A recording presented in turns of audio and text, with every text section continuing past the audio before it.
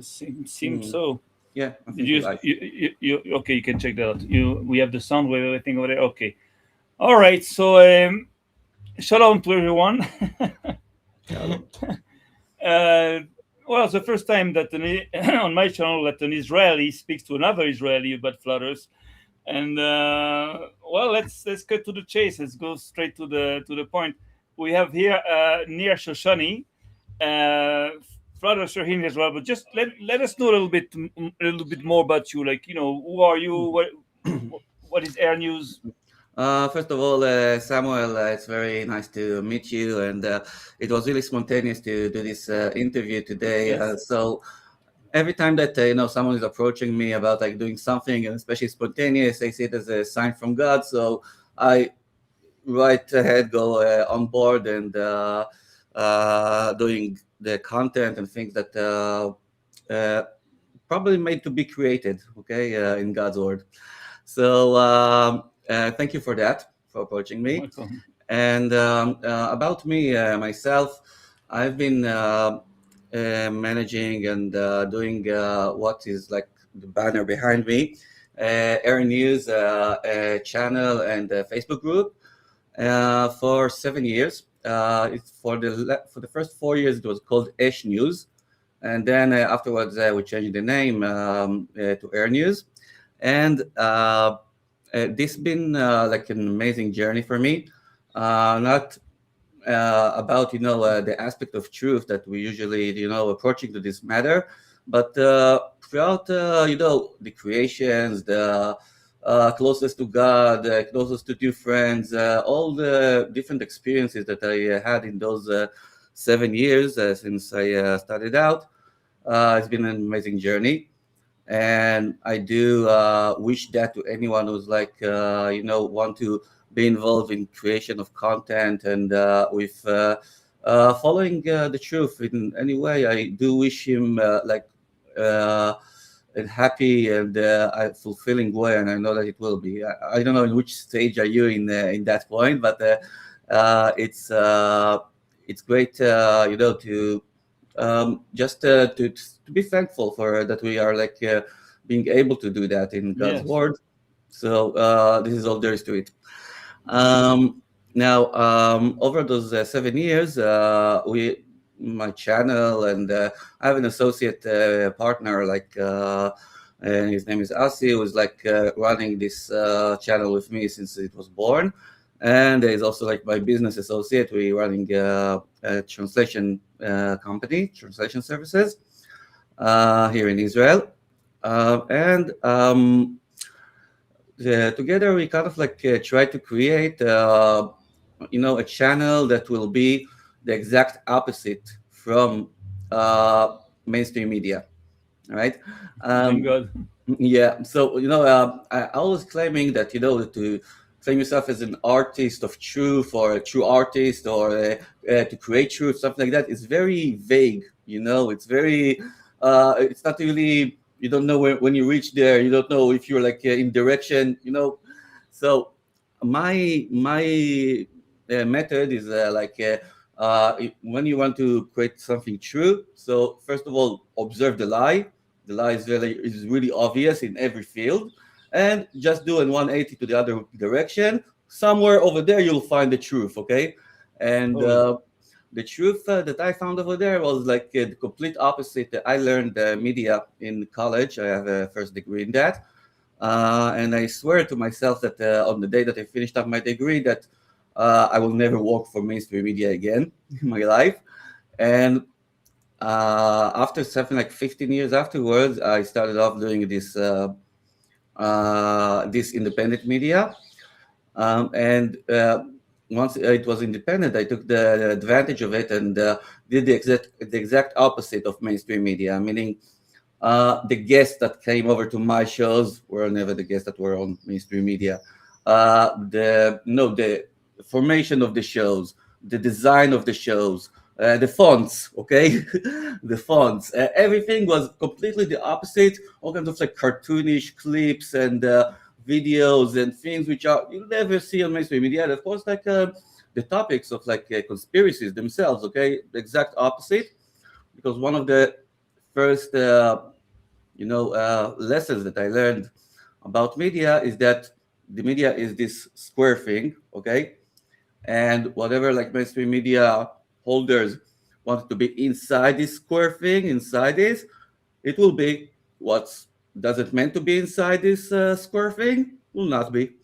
And and once I add my own hold of channel of whatever content that I could create, so I decided that I will get all the people who are left of this box, out of the frame, bring them back into this frame, and this will be my own personal revenge. And you know, and I'm doing it this very day.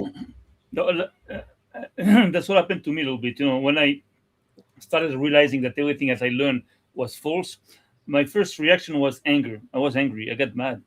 And then, of course, I decided to check it out. And like you said, first I check the lies. I don't try to understand what's going on. I'm trying to understand what is the lie about. And then the problem that I had is that when I realized how much we were being lied to, I couldn't understand the motivation. How why spend so much resources to lie to so many people? So now we we've passed that milestone. We understand a little bit more what's going on. Okay. But Now, yeah, I want to take you to something like 2018, something like that. I was after my divorce, I remember, uh, and then one day I discovered the flat Earth. Actually, it was when I was actually recovered for like a surgery that I had. I had like 4 surgeries in my life with like Crohn's disease. Now, and I discovered the flat Earth on that recuperation or whatever. And the thing is that it was very enlightening for me. And besides that, it was like I right away got in contact with Rob Skiba. You know Rob Skiba, right? yeah, of course. Yeah. So I got in contact with him and actually spoke with him on those days. And today I'm like in a good relationship with his son, Jeremiah. And um, and I got to so enthusiastic, especially about what Rob Skiba said, because he actually connected for me the whole biblical Cosmology. perception of the earth. Okay, the whole biblical perception and connecting the actual spiritual side to the story of flat Earth. Okay, because until I heard him, I only heard about the physical evidences and things like that, which are they're nice. They are like they open you some kind of like gate, but I think that the real truth hidden in a lot about my Yeah, yeah. conclusions. Now, over those in those days, like for a year, I remember that I was like pretty much silent about it. And then like there was the Bereshit earthcraft here in Israel that crashed on the moon. Yeah, remember? Like it was in April 2019. And I remember after this occasion, I told him, I remember like doing a bet with God. I told him, yeah, I'm like a flat earther for a year now. And everybody knows like I'm into it. And they're telling me, yeah, there's going to be a spaceship now. And you're going to see there's like space and moon and whatever, and talking bullshit. And I told, yeah, God, so if they will bring up decent pictures and it will be reliable or whatever, I will leave those flat earth nonsense and whatever. And I will keep on with my life as a normal here. And then what happened, and it was like ridiculous. They showed those Atari pictures on the Yeah, yeah. screen over there, Totally. and oh, it's crashed, and let's say the anthem, and yeah, finish this up, and it was, and then I laughed my ass out. I told myself, "Ah, God, this is the sign, right?" So, um, and from that day, I remember that I was deeply involved, and it was a really big time for like the blossom here on the local scene in Israel of the flat Earth. And I remember like I was doing it was before I opened my channel, and first off, I organized the first meeting of flat earthers here in Israel in my living room, and something 10, 15 people arrived, and it was really lovely. And then I organized the meeting, convention, the first convention here in Israel, in my hometown of Rehovot.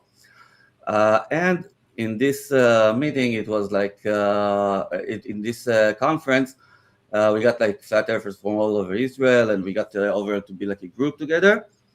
And over there, in those times, I also like started going to all kinds of like radio shows and being interviewed whenever I can. We got like about this convention. We got like a massive article in Great. the Yediot Achronot newspaper, the Oh, main that's a newspaper, big in the newspaper. weekend edition in the middle, something like 1,000 words about this convention, and it was like feeling like a breakthrough. And it was even before the COVID time, so it was like all like wide open still. It was a very new thing, and from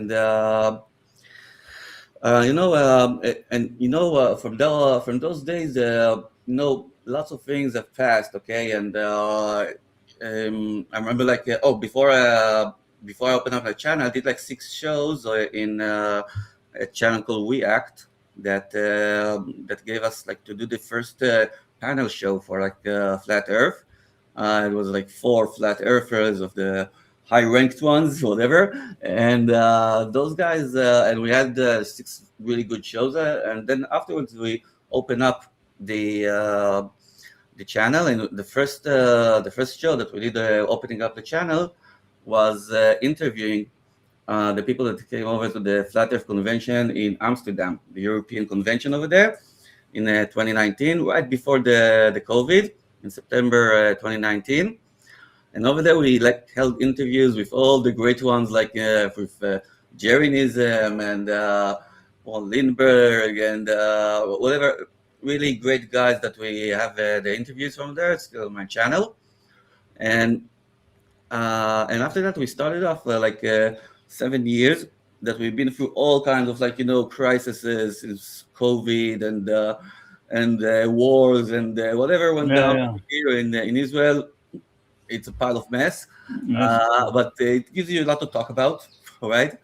And along the way, I met very good friends, very good people, fellow creators, lost some, and after all, above all, besides all the awakenings that I had in all the different fields and all of that, above all, the great thing that actually changed my life, it was the second awakening that I was experiencing in those times, and it was the awakening about the creation itself. All right. And the thing is that I started doing those creations on and on and on. And after like a year or two, I noticed that there's no like symptoms to my disease that I had earlier, okay, from Crohn disease, which is something that the medical world is like doesn't have a clue how to solve. I felt like I don't know, I still feeling it that as long as I'm creating, this is what fights my disease. This is what keeps it coming back. Kidding, And yeah. Wow. it's like it's so logical, okay, spiritually logical, because those diseases are coming to above the symptoms. It comes to give you a desperation mood, give you a feeling that you won't be able to do stuff in this world, okay, because of this disease. And the actual way to fight it is actually to do stuff, okay. So it does make sense, and it also makes sense that whatever comes out of your body usually like benefits with you, benefits with others, or whatever, than being the consumer of things. Okay, and this is again one of the imbalances that I felt in those days. That I need to be a lot more a creator person than a Mhm. consumer. Okay, because Well, we consume a lot, right? from a different point of view, I can confirm what you say because here in Israel we know that the Torah is called among us the Torah of truth, uh, and truth is also one of God's names that we employ in the prayers. So the thing is that if it's true, which I believe it is, but if it's true, it makes sense somehow that by getting close to the truth, somehow we're getting close to God more and more. So I see like some kind of a logic that this can heal. This Mhm. can heal you. The closer you get to God, the closer you can heal. And that also God says in the Torah, I think, I'm your healer, I'm God, your doctor, you healer. I don't know how to translate that. So the thing is that, just to confirm what you say, it's Yeah. great. Um, Now, it also sits down on the first principle that you learn entering the truth world, and it's especially fitting inside flat Earth, okay? Because this is where you put the difference between two type of informations that you have in your head. One is the external information. Is everything that you've been told from television, family, friends, studies, whatever in your life that got from the outside into you, okay? And the internal information is the one that is relies on your own senses and intuitions. Those are things that no one has ever taught you, and you know it from yourself, okay? For instance, you're walking down the street and you see like a hill or something, and it's a hot summer day, and you're saying to yourself, "Yeah, it's going to be tough going up this hill." You know that because no one taught you that, because you know it from your body, okay? You know it from your Logic. senses. Yeah. And once you put the difference between those two types of informations and you observe the world, then you see that some things that you know that are coming from that are put in your mind as an external knowledge are not going hand in hand with the internal knowledge with what you're seeing. Okay, and this is and the recognition that you should try and listen to your internal knowledge more. Okay, and make and let that to to decide. Trust yourself, whatever way you want to call that. Then to hear other people, because other people sometimes lie.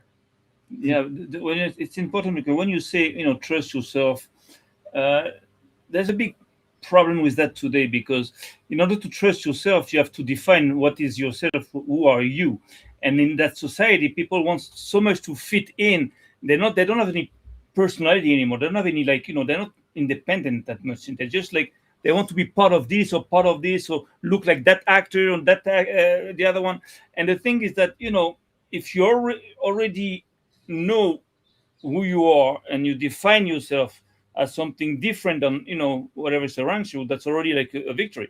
Then of course, then you can listen to yourself, because now you know that you are, somebody special, not, not like a part of that big that big mix there. So the thing is that yeah, that's interesting, that's About interesting. celebrities and about I think that they are only there to as a representative of this institution in order to create us this feeling that oh, we they are like way more beautiful, talented, and can sing and dance well than I am. So there's no chance I will ever be like them. So there's no use for me like doing and creating and doing my own stuff. I will never be like them. So this is the way for them to make you desperate to to let go or whatever. Now, about the difference that I made between like the internal and the external knowledge, I want to go to my, let's say, model. It sits down on my model that I like to describe different fields in this world. Okay, and it also relates to flat Earth and to any other conspiracies that we gone along the way. All right. And Yep. this model is in every field of life. I put the difference between what I define as the actual thing and between the language which describe it. All right. And I will give a few examples. Okay. Let's take the topic of flat Earth. Okay. So we got like um, technology. Okay, technology is the actual thing that people are like looking for, and we got science, which is the language which describe it. Okay, for instance, this phone over here. Okay, my phone. So it's like what is actually the technology is that it can communicate. Okay, and it does it with all kinds of things. Okay, this is what we're looking for. All right, the language which describe it is yeah, this is like 10 centimeters long, and it has this abilities, and is this is this version, whatever. This is the scientific way language which describes this thing. Okay, let's put it into medicine. Okay, we got in the medicine, we got the symptoms, which are the actual thing that happens to your body, right? And the language which describe it is diseases. Okay, this is the symptoms were before the diseases, right? Because they what they're doing, they take few symptoms and they call it in the disease name, right? So let's take instance justice, what people are looking for, and they're using legal language to describe it, right? We got reality, right? And we got the news that describe it, right? Of Now, course. uh, the thing is that we all in those fields that I mentioned, we all like instantly observe the lies over there in those languages, okay? And those lies are being created in the following way. The In order to prove something is existing in our world, okay, for instance, this phone, you need only to measure it, okay? Yeah, it's in the size of my hand. It's 10 centimeters long. It's black. It's whatever, okay? I know it's existing, right? The problem in each field that they have is when something is too big or too small for them to measure, right? For in instance, in the field of science, okay, heliocentric model, very tough to measure, right? So doing calculations and theories and all kind of like woogie boogie, and all correct in their own language. Yeah, but still, it's they haven't measured it, so it's not existing. Or for a smaller one, the atom, right? The atom, they never like seen the atom, right? So uh, it's all like theory. It's not really sure it looks like that, right? You have to believe Yeah, at one it's a point. belief. It's a belief. Now, just a second. Now, the minute something is too big or too small for them to measure, what happens? They need to fill in the gaps, okay? And they invent inside the language all kind of like terms, which are like after a while becomes like truth inside the reality, okay? They normalize it and normalize Normalize the terms, and after that, after it's like already existing in the language, so it's probably existing in yeah, reality as well, okay? exactly. Right? So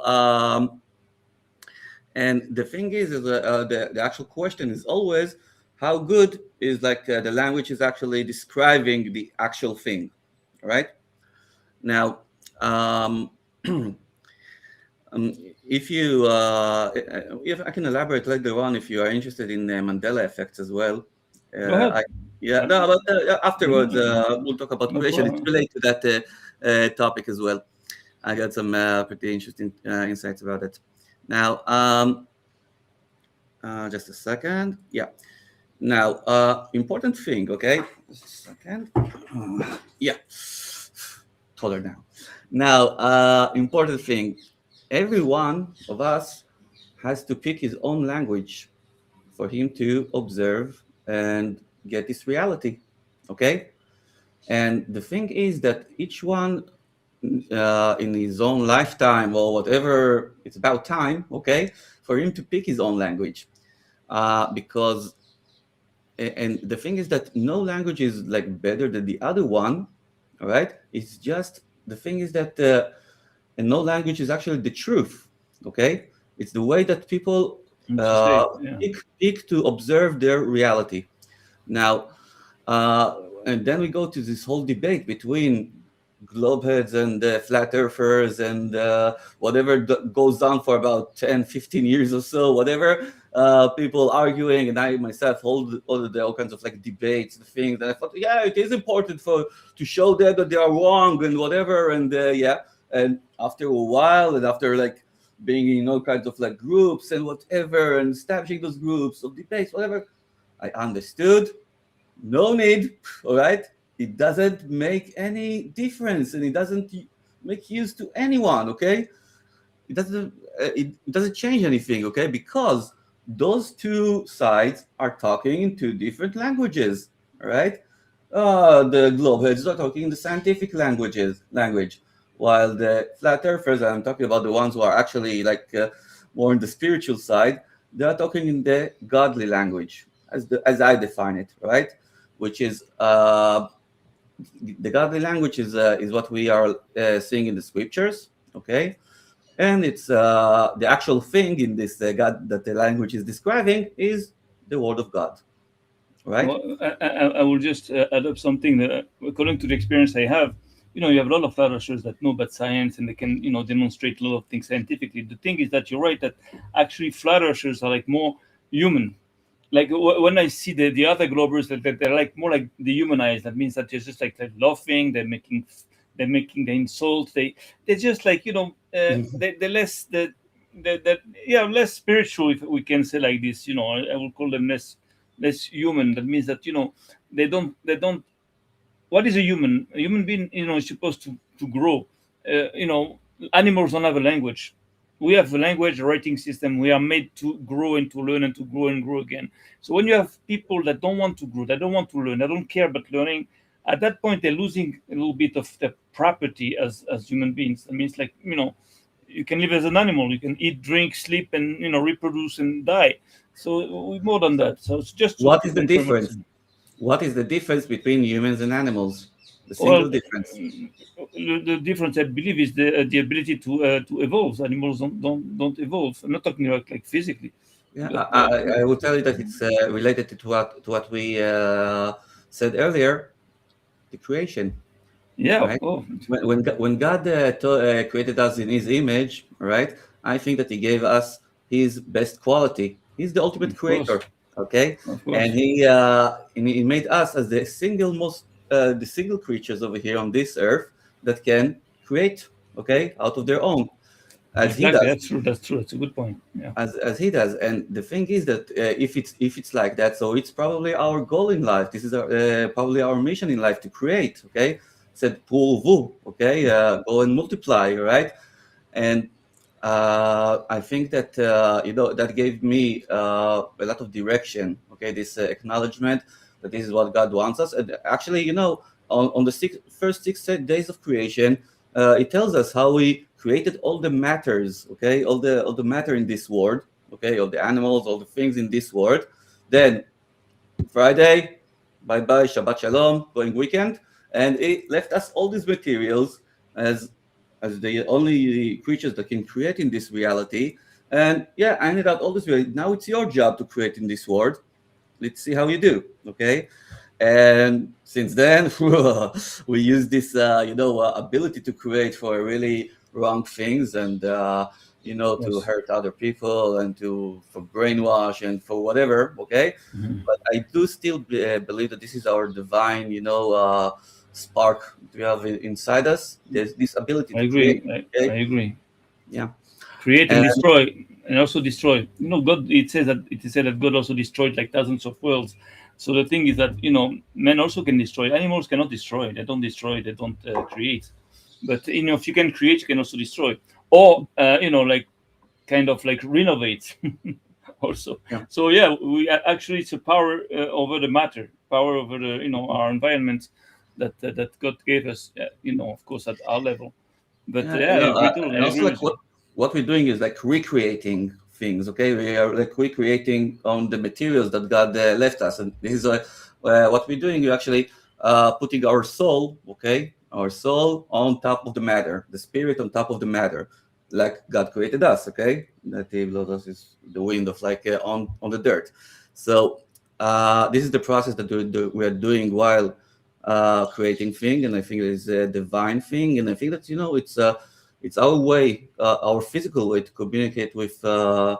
Mhm. And whenever I'm creating something, whatever, I do feel that like I have a boss in work that is like over my shoulder, is like checking out like what I'm doing over here. So I feel that God is behind me, for good and worse, and He's like checking out that I'm doing things worthy for Him, and according to my to the talents that He allowed me to have.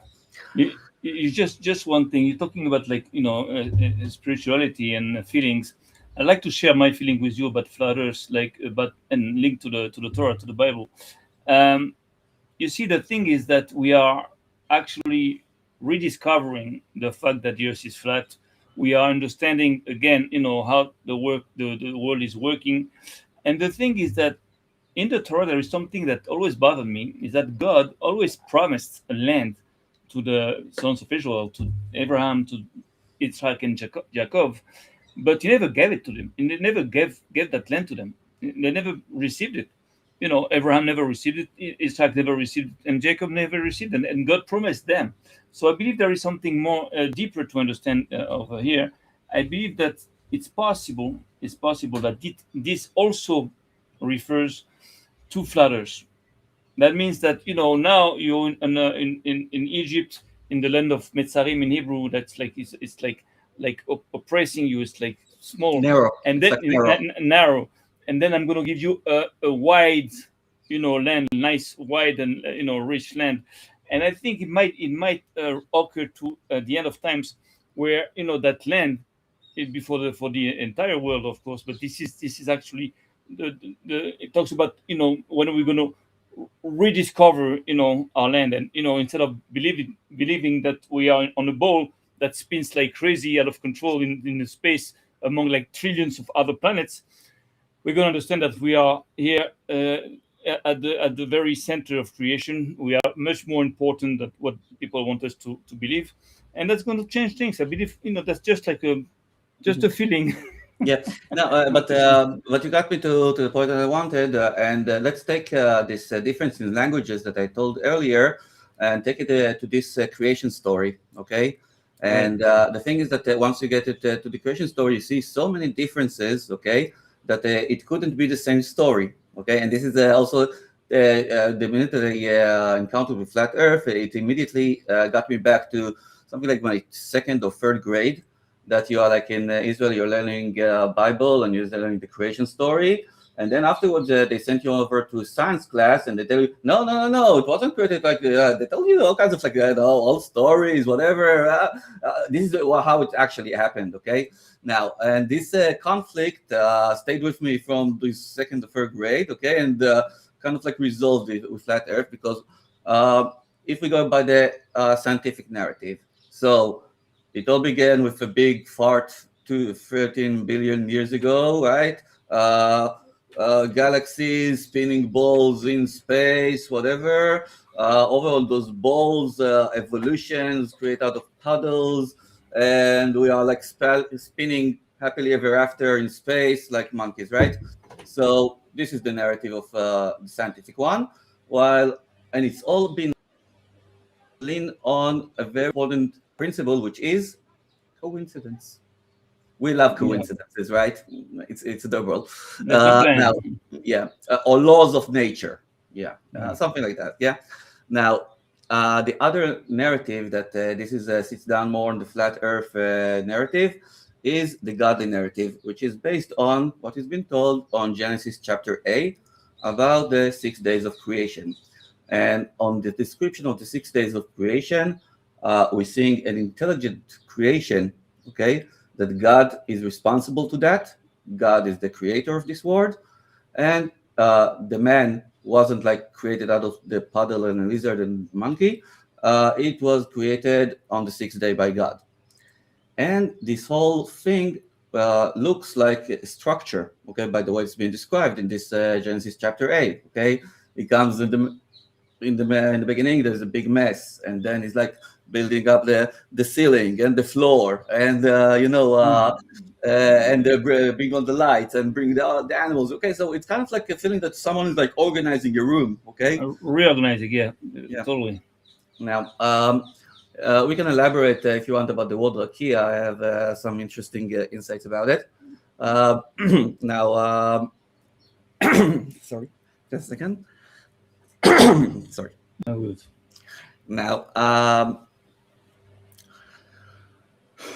we were so we Rakia. kind of like, yeah, so we kind of like watch all the differences, while the principle of the godly narrative sits down principle, which is called cause and result, okay, which is kind of like more the logical way to think about things, okay? Like You're going on a street and you see a building and you're standing in front of it and you're like wonder for yourself, oh, how did they build this building? And one option is that there were a pile of bricks and there was a big wind and it was like flying those bricks and they somehow piled on upon each other and put paint on top of them. And this is how the building became. Or option two, there were like engineers and architects that opened maps and bought construction workers and built up this building and bought bricks and whatever. This is how it was made. So option number two is more logical, right? Yeah. Totally. Yeah, so I think that this is the way to look at things. Now, but the most important thing that I said earlier, that in each and every one needs to pick his own language, okay, and it's fine. Whatever language that you want to pick, it's fine. It's the way that you pick to observe reality and to go to grasp your reality. If you want to be a rat on a ball in the middle of space, it's fine. Go keep on listening to NASA and the news and everything and keep on running. All right. But if you pick the other options, okay, you can't be a weird conspiracy theorist on the online, but still you are like waking up each morning with this feeling that God created this place for you, for create that you created this place, Of course. and you are like standing on the stage, all the spotlight are aimed to you, and come on, let's see the show, okay? What you prepared over here, all right? And in this matter, in this moment, you are matter, you are important, you have like purpose, right? Exactly. You need to put on a good show, right? So and this is my choice, the choice that I made, right? And the thing is that when I talked about the discussion between globeheads and flat earthers or whatever, I told him, yeah, there's no point for that, okay? Uh, and it's not because that I really sure that I have the truth, okay? I'm not sure that I have the truth, right? I picked this language to describe this reality. I'm not holding any truth, okay? But um, it comes to shine on something which is far, far bigger, okay, than those theories or models or whatever, okay? And that is the greatest present God ever gave humans, the freedom of choice. And I think that in those moments, okay, and we had a really, really, really critical moments like that in recent years, okay? For me, it started actually in this flat Earth thing, okay? I remember like after this Bereshit aircraft thing, day afterwards, I wrote down the first post about flat Earth, and I remember like writing the post. Then before like clicking the mouse or something to put it on, my hand was shaking. Ooh, my hand was shaking. Near your hand is shaking. Oh, I know why. Because once you hit that mouse click or whatever, and you post that thing, no turning back. Okay, you're the weirdo from the internet, right? Posting about flat Earth. Everyone can mock you. Everyone can come over to your face and tell you you're the stupidest person they ever met, and you actually believe in flat Earth. And he has the right to do that, okay? And you can't punch him, whatever. You're not a violent person, and you have to absorb that. And you are telling yourself, yeah, this is the price that I've paid. On top of that, put all ego aside, okay, Of of what course. I learned in my life, degrees that I made, courses, things I learned about this world, whatever. Bye. All right. Goodbye. Yeah. Bye. And again, that's my choice. I think that most of the people don't make that choice because they hard to let go of this ego thing. All right. They hard to. It's really hard for them after they learn so much to say, "Oh, I learned crap," and just shit, and so Well, they should look. They should look at it differently. They should look at it like everything they learned at that point was to just like come to that point where they unlearn things. That means that it's good to to realize that you've been fooled, because this is how you get smart. When you realize you were wrong, when you realize you were fooled, this is when you go up in wisdom, and you realize things, and that makes you more mature. If you were always right, there's no evolution. But if it's when you know that you're wrong, mistakes make us sufferings and pains, not not joy. And so the thing is that, again, that's a good thing. That's not a bad thing to have learned things, and to have realized at one point how much time we've lost and how much we've been fooled. This is the ignition that you need, in order to just like keep on Now, learning. my concept is okay that the minute that there is a topic or like a conflict, okay, that there are like two groups of people that are representing those two sides of the conflict, okay. It doesn't matter if it's like equal or not, okay, but they're not representing different opinions, opposite opinions, and it's either you can go on that side or that side, right? And in those moments, okay, those questions are actually the moments that God shines on our freedom of choice, right?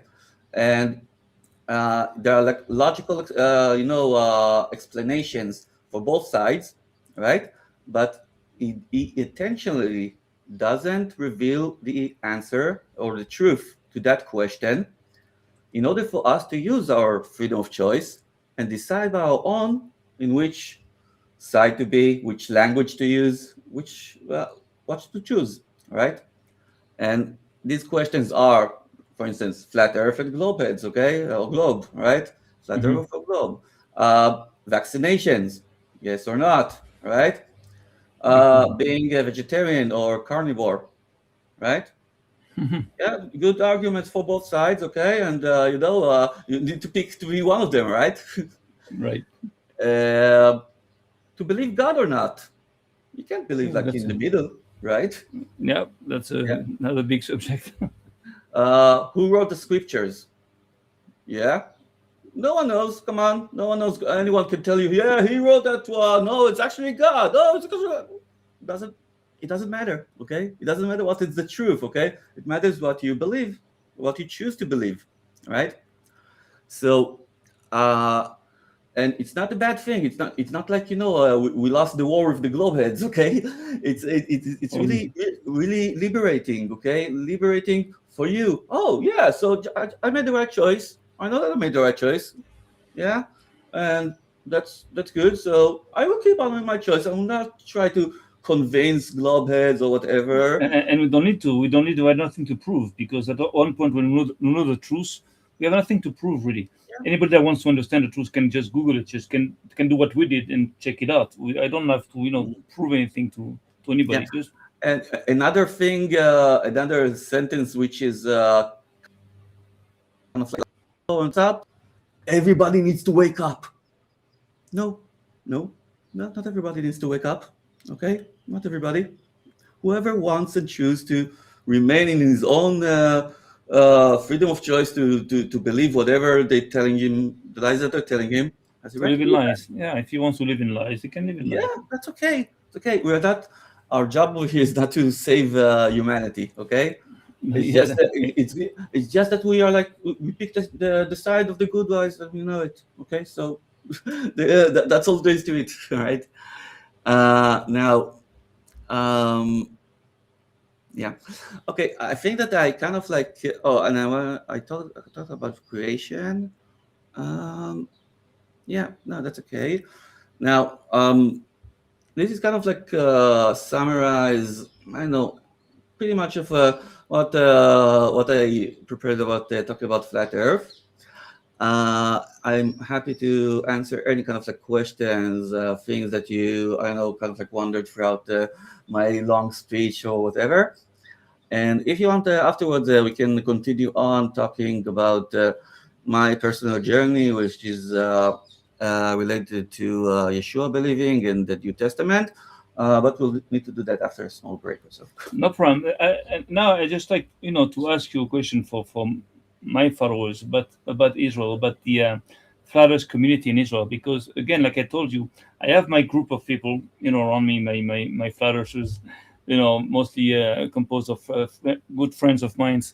And the thing is that I'm not really connected to the flourish community, which I know is growing in Israel. Again, because first of all, like I told you before, lots of times they just like have meetings in remote places to look at the stars and everything. And since I cannot, go there, I don't have any car of my own, and at the time of the night, there's no buses. So for these kind of reasons, I never, were able to just like join them. But you that the flourish community in Israel, like um, how many are we in Israel? Like, how many people do you think, like start to, join the Flatterers community? And also, what's important to understand is this like just like a Jewish thing, or are there also like Israeli Arabs, joining, and people that are, other than Jews that are like, also part of this community? What can you tell us about this? Because this Okay, is I will tell you a very vague answer. First of all, I don't know the numbers, the actual numbers. Second of all, approximately. yeah, second of all, it doesn't matter, right? It doesn't matter because I think it's a personal process and a personal thing that each one needs to go by its own. And the community side of it, I don't think it's actually benefits it, right? And Okay. I will elaborate on the second half when I tell you about my experiences with the flat Earth community. Altogether, again, it's I do think that there is a reason, okay, that I told you, that everyone should do that in his own ways, because once it turns into some kind of like a structure, it doesn't even matter if it's like a group or community or whatever structure, pyramids starting to arise, okay, and people starting to get jobs and people starting to get a hold of some truth. No one owns any truth. Truth belongs to God. Pretty simple. So and it turns into my feeling, yeah, altogether is that it turns from like the process that you answering, you are having this question mark above your head from like at the beginning of the road. Yeah, what is the truth? Go and seek for the truth, which is like an adorable thing, and it turns into who holds the truth. Okay, so it's kind of like the celebrities that we said earlier, and any kind of like thing which is the wrongs of this world. Okay, this world. Okay, words that actually belongs to Satan. So all those temptations that the people are like, yeah, I'm gonna be a leader over here of flat Earth or whatever. Nonsense. Come on. This is what wrong from humanity from the get-go. We don't need any leaders besides God, right? So we see fully well where they brought us into, right? So, um, yeah. Okay. I kind of a little bit like look at things a little differently, because in the Torah you see that uh, God does organize his people. He puts leaders, he puts priests, he puts like So there is a structure and organization, but for good, not for evil. So of course, when you talk about like a pyramid, if it's like to control people, to enslave them, that's not good. But if it's a pyramid for good, if it's like to free people out of slavery, out of the lies, and they are structured, for it. So it's not that bad. But again, you're right. We only are humans. So as long as you're going to have like, as soon as you're going to have a structure, or you're going to be organized, you're going to have money coming in. So Yeah. most of the time it's going to be perverted. I agree with you. I The agree with thing you. is that they also like flat Earth, the geographical structure of flat Earth, kind of like indicates us about the wished or like preferred social order that needs to be done, okay? Which is we humans on the flat plane over here, we are all in the same heights, right? Same height. Above, only God, right? Now, the thing is that between us over here and God over there, no one should like bring pyramids and put himself on top of the pyramids and say that yeah, I'm controlling the people I- downstairs, right? Himself, no, but God can put him on the top of a pyramid that he built. So that's the other thing. But you're right. We have to be careful about like people taking over, the Fradas movement. They are, of course. But the thing is that what I personally believe, that after that we know about all the lies, we know who lies, we know why So at one point we're gonna have to do something. We're gonna have to take back our world. We cannot just like know things and not do nothing about it. At one point, something's gonna have to happen with the help of God, of course, because we're nothing Yeah. here. But the No, thing is, you said it correctly because your initial response, and this is why I called my channel Ash News. Ash in Hebrew is fire. fire. The initial response of mine when I opened up the channel and saw those atrocities and lies and whatever, yeah, let's burn the fire. Let's make big fire, bring all the fiery people into my channel and start yelling and putting around the fire. So yeah, we will show them what's the truth, whatever. The thing is that it was a really good bonfire for lots of years, and it wasn't really meant to have some kind of like change whatsoever in the administration or whatever in reality. Okay, because I fully know this word, and I know that those authorities, which are existing for thousands of years, are really expert in one thing: is whenever is someone is starting an uprising of something, he's taking his little finger like that, smash him, okay, squash him, and that's the end of the physical struggle that we can put in front of those guys. Now, my answer: the spiritual battle, and the spiritual battle existing in creation, in our relation to God, in our understanding the story of God, and with those weapons that we got, we have mighty spiritual forces that actually can affect in places that we are not familiar with.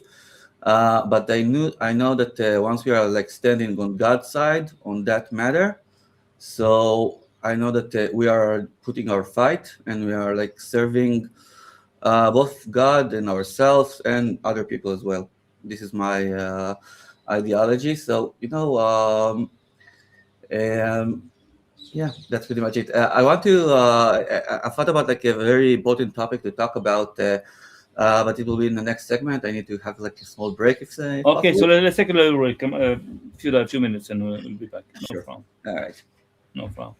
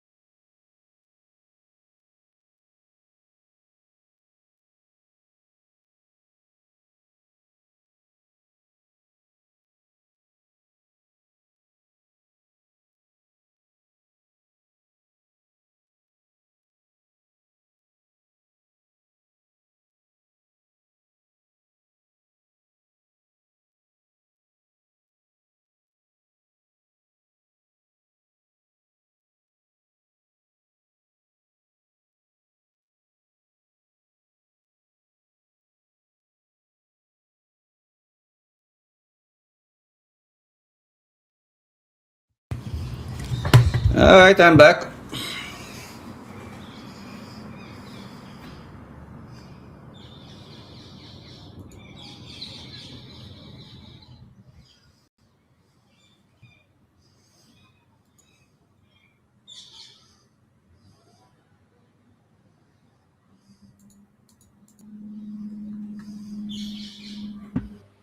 Okay. Okay. Right. Yeah. I don't see you. Here we go. Yeah. All right. How are you, Shmuel? Oh, good, good. Thank God. So go ahead. What do you want to tell us? Tell So, us. yeah, I will. I think it's very important for you and whoever like observes on Israel from the outside or whatever is probably being misleaded by three terms that actually also Israelis are confused with them. Three terms which are describing our people, which is those three terms is Israelis, Jewish, and Zionist. All right. Those three terms are actually being used, to describe by the media or whoever, like controls on the language. That we said earlier. Um, they are used like as a one thing. Okay, and also like with regarding the term of anti-Semitism. Okay, always when the media says anti-Semitism, it doesn't make the difference if it's being told Yeah, Jews or towards Israelis, towards Jewish, or towards Zionists. Now, I'm claiming, in my perspective, in my model, is that you can't pick. Okay, we talked about freedom of choice. Okay, you need to pick one. Okay, you need to pick one definition of yourself. Okay, not two, not three, because if you do that, you are a transgender. Now, and I will explain. Okay, the thing is that those three types of people who are existing over here in Israel are are coming. Their source are from different parts of history. Okay, for different periods of time in history, and their belief. Okay, their belief is totally different from one another. All right. Now, and I will begin with the first. So each one that is like, I don't know if Israelis are hearing this channel, that they will need during my explanation to pick one of those definitions. All right. Now, the first definition of Israelis. All right. This is the definition. It's the definition takes itself from the first place in the Testament, as the Israelis are being defined as a nation, which is in the beginning of book of right. And in Hebrew, it's called Bnei Israel. And Bnei Israel means the sons of Israel. Israel related to Jacob. okay, Jacob, and from there to Abraham, which is the patriarch, of course. Now, so whoever defines himself, okay, related to the story of the one who went out of Egypt and are called Bnei Israel, the Israelites, um, connected to him either genetically or spiritually, connecting to this story, he can see himself as an Israeli. Okay, and in the Haggadah story, they're telling us in every year you need to see yourself as you came out of Egypt, right? Because Egypt is not in this story; it's a physical place, but in our lifetime, each one of us made this path to go out of his own Egypt, right? And this is the freedom, the liberty that we are talking about in this holiday. And whoever actually in the Israeli households that commemorates the Seder dinner in Passover, he actually points on that connection. He says that I'm the descendant of those people who came out of Egypt, and this is the beginning of my people. So I indicate and I point on that minute of in history that can tell me that this is where I'm relating to, and I'm an Israeli, right? Whoever sees himself from those descendants. Now, the thing is that those kind of people are not Israelis. Can't necessarily be Israelis by the definition of our country. Okay, each one in the world can see himself as God out of Egypt, or maybe related genetically to those people. Okay, so this is why everybody are going around with T-shirt with "I love Israel," right?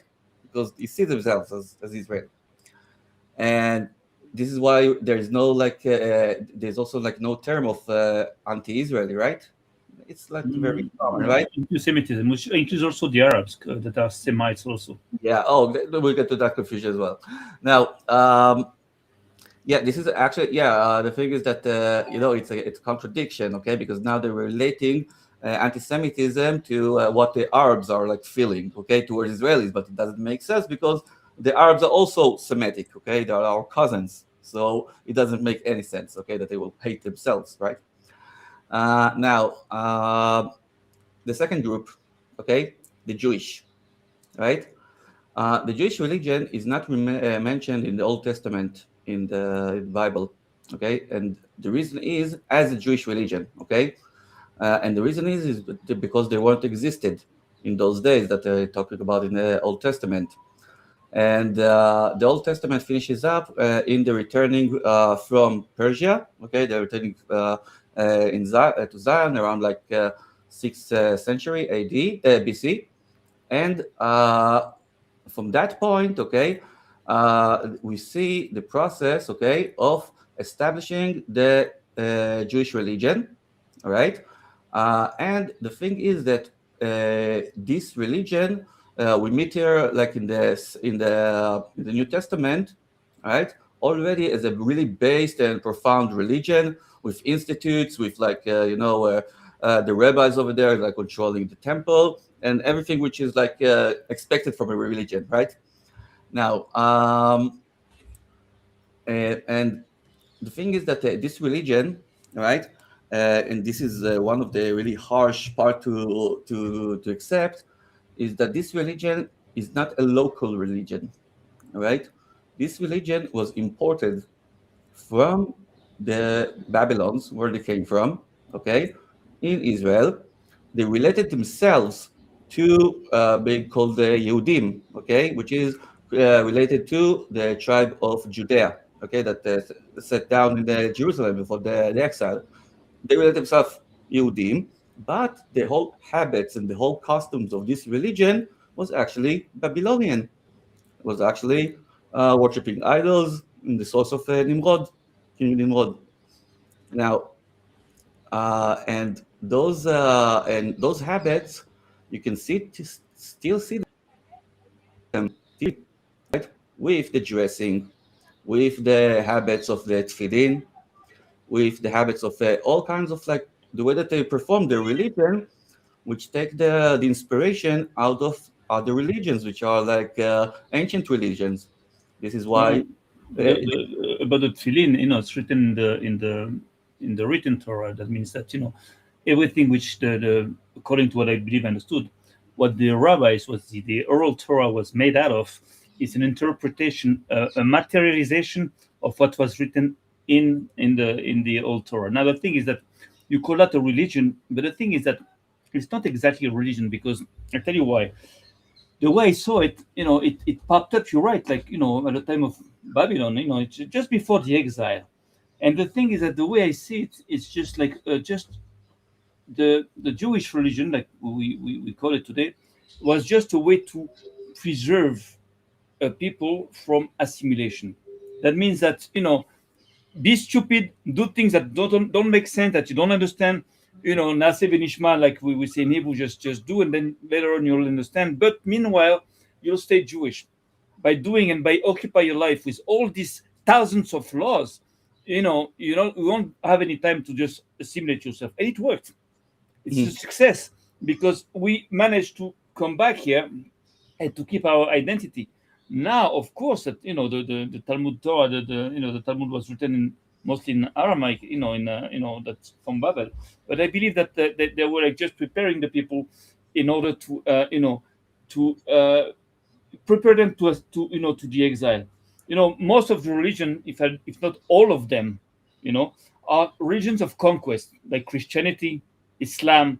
They just want to conquer. They didn't, get big because people just realized or awakened. They did it by torture, by force, by murder, So they enforced their belief into the people, and now that they have like masses of people are just like turned, they say, okay, now let's use love and everything. But the thing is that again, Judaism is not a religion of conquest. We don't want to conquer anybody. If you want to become Jewish, you normally we should tell you, just go. So the thing We is that will there's get nothing to. we will get to the other sins of the Israeli Okay, religion go pretty ahead. soon. Don't Go worry. ahead. Go ahead. Um, the thing is that all the tefillin you mentioned, the tefillin. First of all, the tefillin are not mentioned in the Old Testament. Uh, Yeah, not like this, but it was the inspired from the Yeah, original, from the the original. verse which is being inspired by is "Vayu le'otot al yadechem ve'totafot beinenechem," which is not it's just to be like a sign on your heads and like a sign and totafot, which is I don't know what is Yeah. the interpretation for that, like in English, between your eyes. And from that they took like straps that Totally. reminds me of sorry BDSM activity and What cube. what is BDSM? What is BDSM actually? I don't know. Hardcore porn activity with the Ah, straps thing and okay, the okay. tefillin with this cube, which is Oh, actually mm. you have the same cube in Mecca. Okay, Oh, uh, that's interesting. That's nice. That's yeah, nice. I because never. this is the inspiration. This is called the cube of Saturn. This is a Well, paganic worshipping item for worshipping of actually the god of Saturn. But the thing is been disguised under a religion which is actually for God. Okay, now uh, okay. yeah, Go very ahead. hard to prove. Okay, No uh, problem. Hey, I'm open. I don't agree much with you, but I'm listening. I'm learning things. the Go same ahead. deception was also being made for the Christian religion. Okay, yeah, they call themselves Christians. Yeah, Christ, right? You like Christ, right? Yeah, Christ. So yeah, come over to church. Come on to church. Okay, if you like Christ. Now, so it's and oh and Islam. Yeah, it's yeah. Peace, man. Yeah, come over. Islam, salamu alaikum. Yeah, we are the religion of peace for sure. Now, those are the deceptions that have been revealed to you with the religion lie, and I will elaborate about that soon. But I will go to the third group, which is the Zionist, which actually emerged in the late 19th century in Europe. The initiative of this movement, the Zionistic movement, was Rothschild, along with Oh other yeah, associates, with definitely, President Weizmann afterwards, and definitely. Herzl, and all of that. The Zionistic movement, which they made the Aliyah entrepreneur, five waves of Aliyah to Israel during the late 19th century till in 1945, I think. Now, and the greatest accomplishment was the establishment of the state of Israel in 1948. While the thing is that everybody who are like in the politics of Israel, okay, are considering themselves Zionists, okay, considering themselves Zionists. You see, all in the party's name in the when they're going to elections, the Zionist camp, the Zionist movement, the Zionist, okay. That's because they are like connecting themselves to the one who are like ruling this land. All right. Now, a question, okay, if the Zionists established Israel, why Israel is called Israel and not Zion, Zionist, whatever? Question. What do you think? Well, I think it's it's kind of complicated. First of all, you say that there are three groups: or the Jews, Israelis, and Zionists. But you can be the three of them. You can be Jewish, Israeli, and Zionist. So that means there's not like really groups. There are like three different denominations that you can belong to the three of them. For example, uh, according to the Torah, Zion, in Hebrew it's Zion, not Jerusalem. Zion. Yeah, Zion, it's here. That means that I can consider myself like a part of like coming back to Zion, without belonging to all the Ashkenazi organizations from Eastern Europe that I don't belong Mm. to. I don't feel that I'm close But to them. they took the name.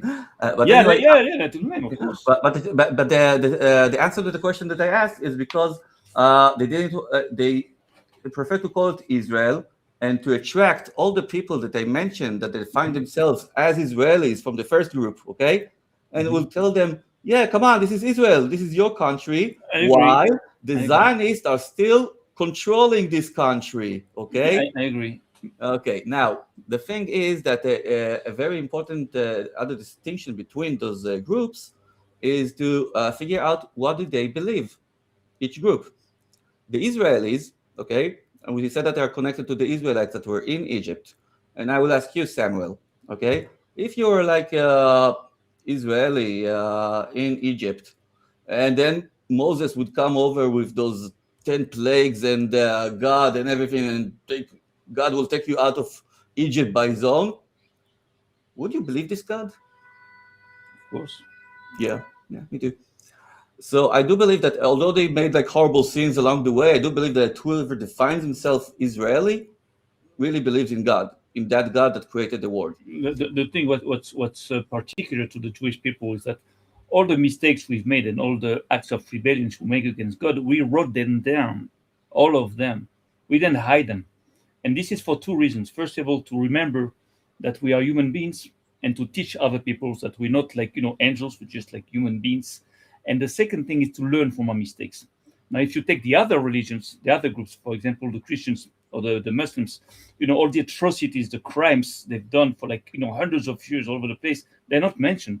We just know them, by different ways, but they never wrote about them. You understand? So that's the difference.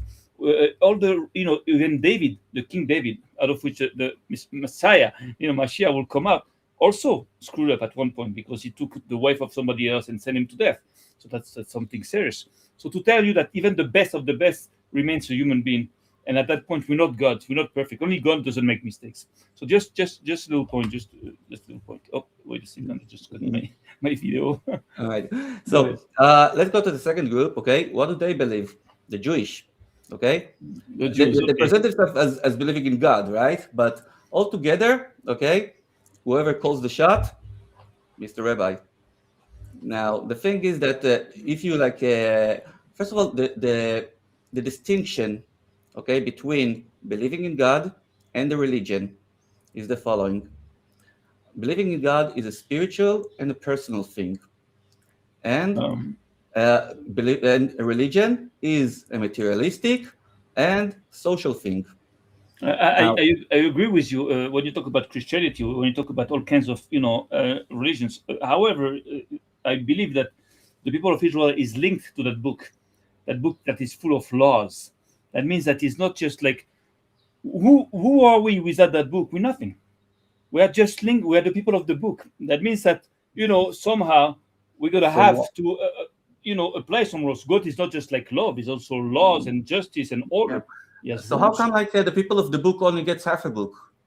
Why do which they get only like the which Old Testament, and you don't? If you come over here to Israel, you don't get like the Old Testament and the New Testament. You of get course only not. the Old Testament. So why the people of the book have to get half a book? Isn't that ironic? Because the New Testament is not our book. It is a Roman book from the Roman Empire. It's not from us. We don't didn't write that book. We don't have no prophet that wrote that book. This is not our book. Why should we have the New Testament? This is a book that has been added. We don't agree with that Maybe book. because it's the second half of the book. No, well, in people's imagination it can be, but not in ours. It was not given to us by our prophets. It was written by first of all in Greek, which we don't write in Greek. It was written in Aramaic, and by foreign people, and actually by people that hate Israel and that they hate the Jews. Normally, according to what I understand, what I believe I understood. So the thing that, of course, we're not going to give like New Testament or the Quran or the book of the Red Hill book of Mao Zedong. We don't do that. We don't do that. But we can learn from these books. We can learn. We can understand. Have you read it yourself? I'm open. I'm open. Have you read the New Testament? I grew up in a Christian community and until the age of 18 years old. So I know a lot of about Christianity. I've read it, and uh, and actually I had a good time among these people. I have no problem with Christians. I have a lot of Christian friends. The only thing I have as a Jew as a problem is that of course that for me this story is not kosher at all. It was created and maintained by our worst enemies. But anyways, we Yep, can yep. discuss about it. Let's continue now. About the second group, we are still in the Jewish. I told you that the difference between believing in God and the religion is that religion is materialistic and social.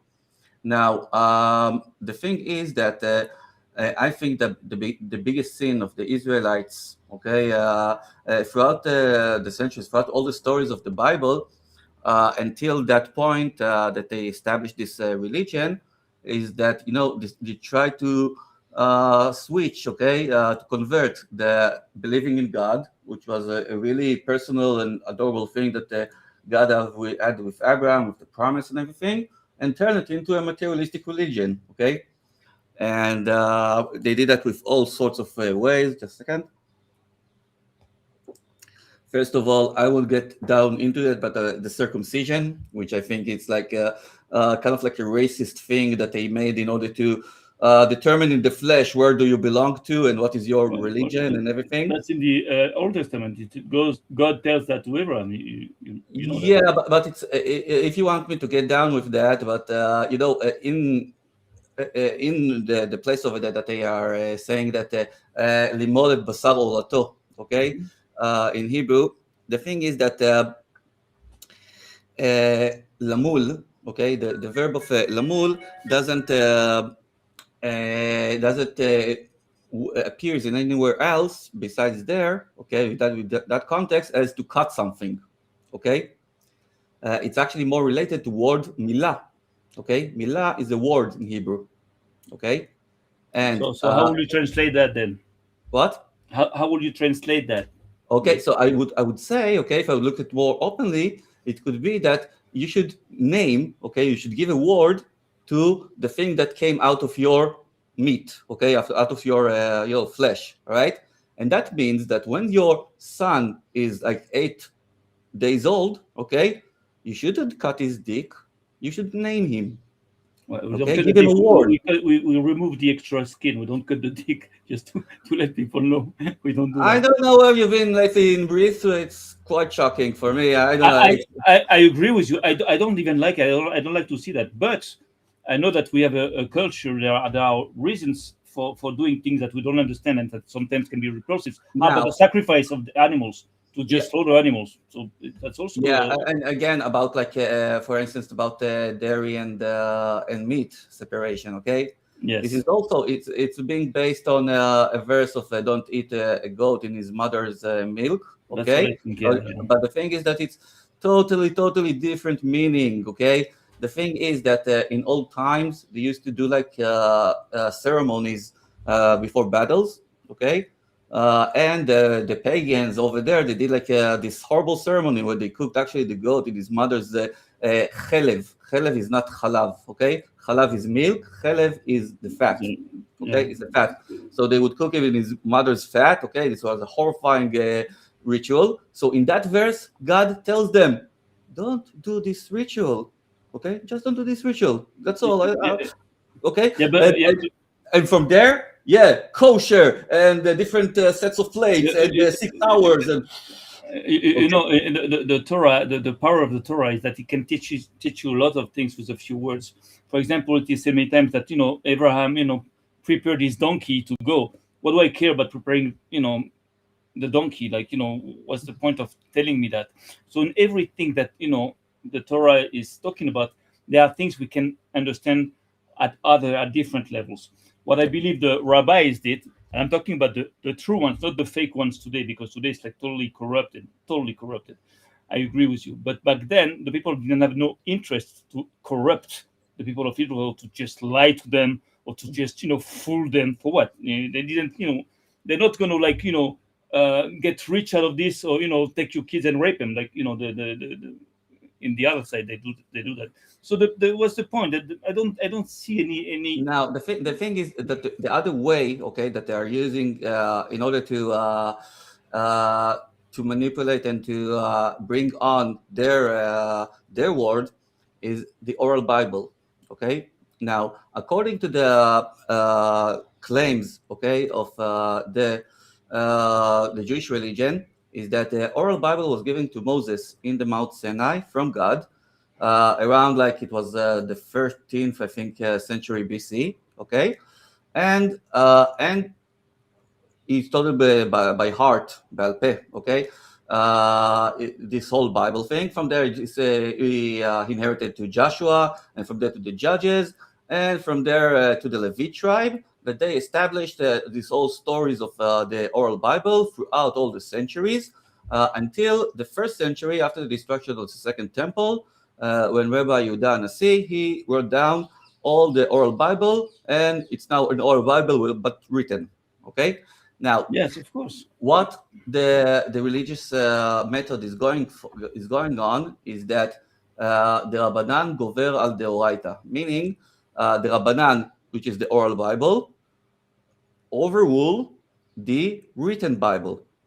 Okay, now Um, the thing is, okay, that they are claiming that whatever Rabbi Yehuda Nasi wrote down in the first century is identical completely to whatever God told Moses 1500 years ago. Now, we are talking about the Israelites, the Jewish people. Those are people that can't agree about anything between them. They are went through exiles and splits and whatever. And do you think it's the same thing that Moses told them that it's written down over there? well, the thing is, I don't think much about those things. You know why? Because I accept that. I don't see no point when you say that people manipulated the Jewish people by creating laws. No, so what they do? It's about interpretation. It's about interpretation. They certificate what's the point? themselves. What's the No, they motivation? certificate themselves to interpret the scripture in their own eyes, the way that it will What, benefit what them. what did I Okay? give them? What did they? What's the profit out of this? Like, they get rich? Control. Control? Control. They don't control. If they determine it, Control. for instance, let's take something like really interesting. Yom Kippur. Everyone knows. Everybody fasts on Yom Kippur. Okay. In the scriptures, book of Vayikra, Leviticus, it's written down, "Ve'initem et nafshotechem," meaning tormented your soul on that day. Now, when you read down the Rashi interpretation to that thing, "Ve'initem et nafshotechem," it's written down, "Ve'initem et nafshotechem latzum," meaning to fast. Okay. Now, fasting, not eating, it's a physical punishment that you apply upon yourself, right? That you torture yourself, right? Yeah. So, and it's written down there specifically, you tormented your souls, okay? Not your body, your souls. So that's what got to do with fasting, all right? Now, and I can tons of examples, okay? Lots of No them. problem. And the The, thing the, is the, the that big question I have for you is that how come you believe that all the greatest thinkers and scholars of Israel never thought of what you're saying? Because what you're saying is like basic logic. This talks about the soul, not about the body. But all these scholars agreed that we have to do like this and like that. So why do you think they didn't understand what you can understand? The way you present things, like very simply, basic logic. Because this was like like the pandemic of back then. Okay, yeah, we determined that it's like that the situation. You shouldn't like eat there. You shouldn't fast over there. Yeah, this is because we are saying, and then you have the control to do everything. And Okay, I also so yeah, tell you but about for example, the when you talk about political control, crisis of it. Okay. no problem. When we talk about control, let's say, for example, the Catholic Church, they have control, and of course, they are rich, they are powerful. But the Jews, like the rabbis, they never were like powerful. You're never going to cut them into like an orgy with little boys, or you're not going to cut them like getting rich or filthy rich. You're never going to see that. Most Yeah. rabbis, we don't even know them. We don't even know their names. Lots of rabbis that did things, we don't even know them. Yeah, so the thing is that the basic thing is that who made them authorize to interpret it and to give like justification to the word of God. Okay, Check it. I agree. You know what? I agree with you, Isn't that, uh, but I the agree with actual them truth. too. Okay, the actual truth. Okay, we said earlier about the external information, the internal information. Okay, the actual truth is that the scriptures are the external information, and the internal information is about how we receive and how we interpret the scriptures. Okay, and each and every one should read the scriptures and understand by its own what it means to him, and not looking at any interpretations and whatever he said and he said and he said and he said, all bullshit. Totally telling you right now. That is Okay, your judgment. I don't know. We have to, my judgment. Yeah, my opinion. Okay, now It's bullshit. and Anyways, it worked. Whatever they did, it worked. We didn't assimilate. We didn't convert to Christianity. We didn't convert to Buddhism. We came back as Jews on our land, even with like combinot, like we say in Hebrew, even with like all kinds of whatever conspiracies, all kinds of trickeries. I have no problem, But the thing is that again, look at the result. It worked. So okay. somehow, Now the thing is that I want to point out that for the second group of the Jewish, okay, what they believe, from my opinion, is not, maybe they believe God, some of them, okay, but they more believe their rabbis and whatever is like built in their religious hierarchy, which like operates them on the way that they're dressing, the way that they're having their lifestyle and everything, a lot more than what God said, okay. Now, and the third group, the Zionist, who do they believe? Rothschild family, Freemasons, Knights, Templars of Malta, whatever. Those are related to the secret societies from ancient times, I agree. which are all pointing out more than Nimrod, but to actually Lucifer himself. Mostly Okay. to the Christian organizations, like all around the Vatican, all these sects of these Yeah, artsy Vatican. Yeah, Jesuits, all these people. Yeah, of of course. course. And and it's all coming from the theory, the ministry of Shavtai Tzvi, which was a false rabbi, which he actually married a Torah book, and he's like known to have a false ideology of like irritating God, to do something that irritates God, and this is how you get the redemption. And all the powerful people really like this new theory, like the Rothschild family and all of that. And they had their own initiative to do the Zionist, to start Yeah. the Zionist movement and to establish the state of Israel. And for the proof, the flag that you have behind you of the Israeli flag holds in the middle of it the Star of David, which is the symbol of the Rothschild family. It I is don't not know. the signature of King David, okay? It is not what we've been told. It Oh, is okay. actually Rothschild in Well, German. In German, Rothschild, red shield, right? In Israel, wait a second. The Rothschild family is like 200 years old, 300 years old. This symbol is like more than 300 years old. So they might no, have no, picked it no. up. Well, Rothschild family, it's on coins. I think it's on coins. It's like no. it's on Rothschild very family, old synagogues in Hungary, like very old synagogues, very old. It's a the Rothschild family, at one point, if it was like a 200 years old symbol, I don't believe that the entire people of Israel would have accepted it as the Star of David. It's like something new. I don't believe it's not something new. I believe it's like I don't know. I never studied it. And So I I'll know tell that you. the Rothschild, I will Jews that inform you. I will the inform you. the, the, the Uh, the Russians are not Jews. First of all, they're not Jews. Most of them are not Jews. They like make believe they're Jews, and this is the principle of Amalek. They put the face of Jews and say, "Hey, look, I'm a Jew and I'm evil. Hey, hey, look at me." And people get fooled into like hating the Jews because of these fake Jews. Okay, there are lots of fake Jews, and there are also like real Jews, but that hate Jews and that I have hate the Judaism and definition hate for the you. Torah. The So Zionist. Okay, the Zionist. I'm not. I don't like to put everybody in one group. That means that I know Zionist people that they don't. They're not Freemasons. They're not like from the Rothschild. They're not. They're like good Jews that believe that we have to conquer that land, and that's their optic. But when it was created, I agree. And when you think about it, at the time, of course, they had to be into some kinds of like groups and undergroups and sects and Freemasons because they had to use all the powers they could, to be able to come back to that land or to create that state of Israel.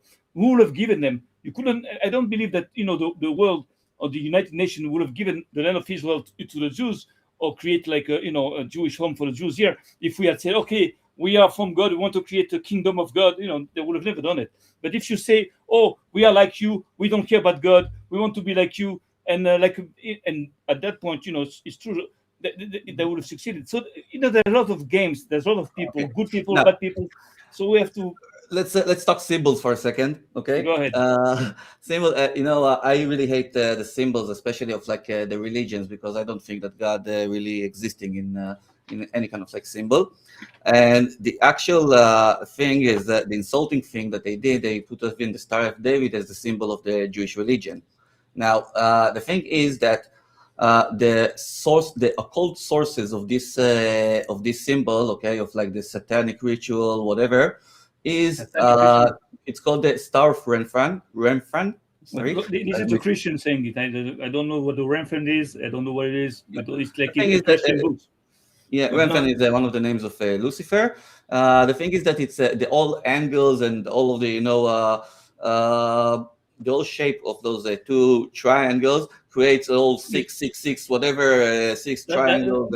Yeah. that's Christian mythology. This is not from us. This is Christian Now, the thing is mythology. that this sign, okay, uh, was actually the sign of the Rothschild family. Rothschild in German is a red shield, and over here in Israel we have a very big organization which is called Magen David Adom, the Red Star of David, which is belongs to the Rothschild family, and as any kind of like other organization that you will see in his symbol, okay, the Star of David, and that means all the military unit, the police force, fire department, prisons, okay, all the institutional places that are belonging to the Rothschild family, all right, underneath this symbol, all right, the Star of David. Now, the thing is that this symbol is a sign for a curse.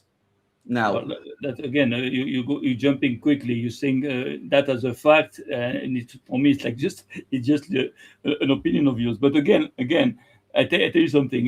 When you say about about 666, the rampant and everything, which is again Christian mythology. The thing is that we have to understand something. Is that Israel has been built real quickly within 80 years. There was nothing here. Within 80 years, we built what nobody built in the world in history. We've done here what nobody did in the world in history. So I personally, okay, I understand that there are like different forces in Israel. There are good guys, bad guys, Jew haters, Jew lovers, people that are for the Torah, people that are against the Torah. I understand that's normal because we're coming back. But you know what? Meanwhile, we're here. That means that bring all the Rothschilds, bring all the Christians, bring everybody. Just try I to would tell correct you it. that You won't change. You won't change nothing. the Nazis over the Second World War, they didn't put the Star of David on the Jews because they liked them or something like that, or wanted to wish them well. This is because it's a sign for a curse, and I will stop at this moment. Now, the thing is, those Zionists, what do they believe in?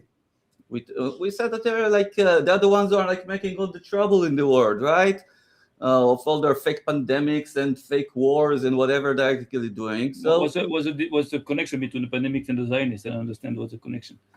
Like the Zionists are it's a group in Eastern Europe from like 150 It's years like if that it's the arranged Rothschilds, okay, and if it's like this whole elite families and all of that, it's connected. It doesn't matter how what's their name is, okay. The well, Illuminatis, the I, Freemasons, the no Jesuits, problem. whatever. Doesn't matter, okay. It No, doesn't matter no, what their name no is. problem. But the Rockefellers are much more active in evil than the Rothschilds, and they're Christians, harsh Christians. So why don't they mention the big mention? They created and they supported Nazi Germany. In every program, everything they did, they're very much evil, but they're Christians. So are you gonna say now, well, the Christians like this? No, Yeah. it's only like a few families. And again, the Rothschild elite, they're mostly not Now Jewish. It's a let, scam. let's Anyways, let's get back go ahead. let's get back to the first of this conversation about those Zionists and everything, Zionist Jewish and Israelites. Now, the thing is that I asked you to choose, okay, to choose which kind of which definition you will take for yourself, okay, either this and that or that, because if you take more than one, you're just like hybrid. You're like believing in two different things. You're like have two different masters, okay. Well, you can believe in the return of the Jews and call yourself Zionist without belonging to the Freemasons or to the Rothschilds. I'm, for example, I'm a Jewish traditionalist. That means that I'm not religious, but as every Jews, I believe, I do the basics. I respect Shabbat, I eat kosher, very basic things. So the thing is that you can belong to the three groups, but The not thing like is, fully. You don't have to be like an adept of the Rothschilds to be Zionist. I don't but care about the but Rothschilds. this is the deception, okay? This is the deception that you can do those things together, okay? Because the thing is Yeah. that it has to be very strict. Because we saw, for instance, in Israel, okay, uh, 20 years ago, a little bit more, when they had the exile from Gaza Strip, okay? Who were the population over there in Gaza Strip? The Israeli population. Who was it? The national religious, right? National religious are religious meaning Jewish, right? And national meaning Zionist. Okay, Yes, exactly. so national religious. So what happened in this occurrence is that their rabbis told them, "No, we're not giving this land. We're not evacuating." The country, the Zionists, told them, "Oh, we need this country that you're sitting on. We need to evacuate you." And they were torn apart between those two identities. This is how it looks like, and there was a big travesty about it. And the thing is that so this is why I urge everyone that is calling yourself in one of those names to pick one name, okay, as his own definition, because it relates to what you actually believe in. Whether you believe God, whether you believe rabbis, or whether you believe Satan, whatever. That's simple, okay. You're coming back with Satan, but in the Torah, in the written Torah that you refer to, there's no such thing as Satan worshiping. That's a Christian invention. You have like worshiping of Baal, but Satan in the Torah is an angel of God, and he does what God tells him. He's like a program. He's like a robot. There's no worshiping of Satan. It's a Catholic invention.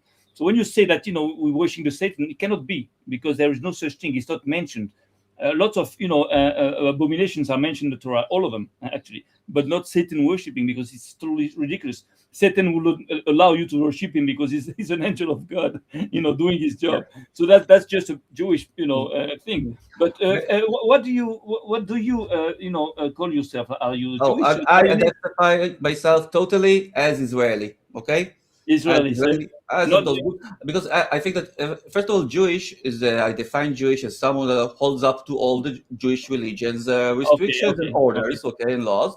And Zionist is actually someone who's like secular, okay, and is like believing in the state above all. Those are like my parents, okay, that they believe like the state will never lie to them, and they go and elect right now to the elections like good children and whatever. So yeah, those are the Zionists, and those three groups are staying over here. And the manipulation of the media is to call all three groups Israelis or Jewish or whatever, okay, but not to identify it like as a separate group.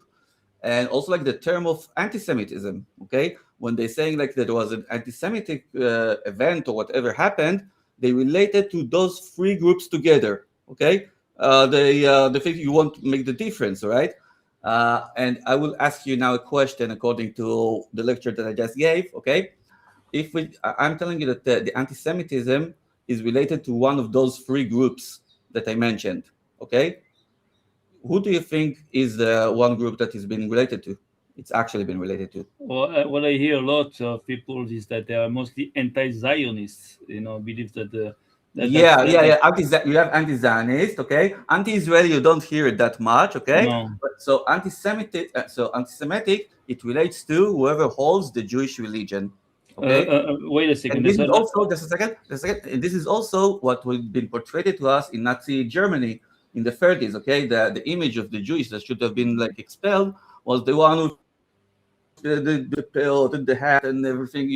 So this is the anti-Semitism, and we have the protocols of the elders of Zion, which were like those vicious Jewish guys, whatever.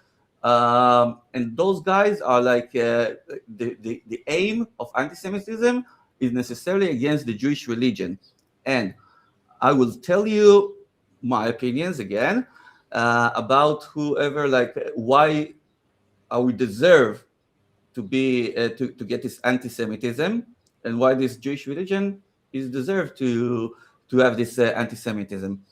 Now, yeah, I want to take just a short break, okay, and I will begin okay. with my way with Christ after this break. Hopefully, we got more time. Okay, no problem. Go Uh, ahead, take a break.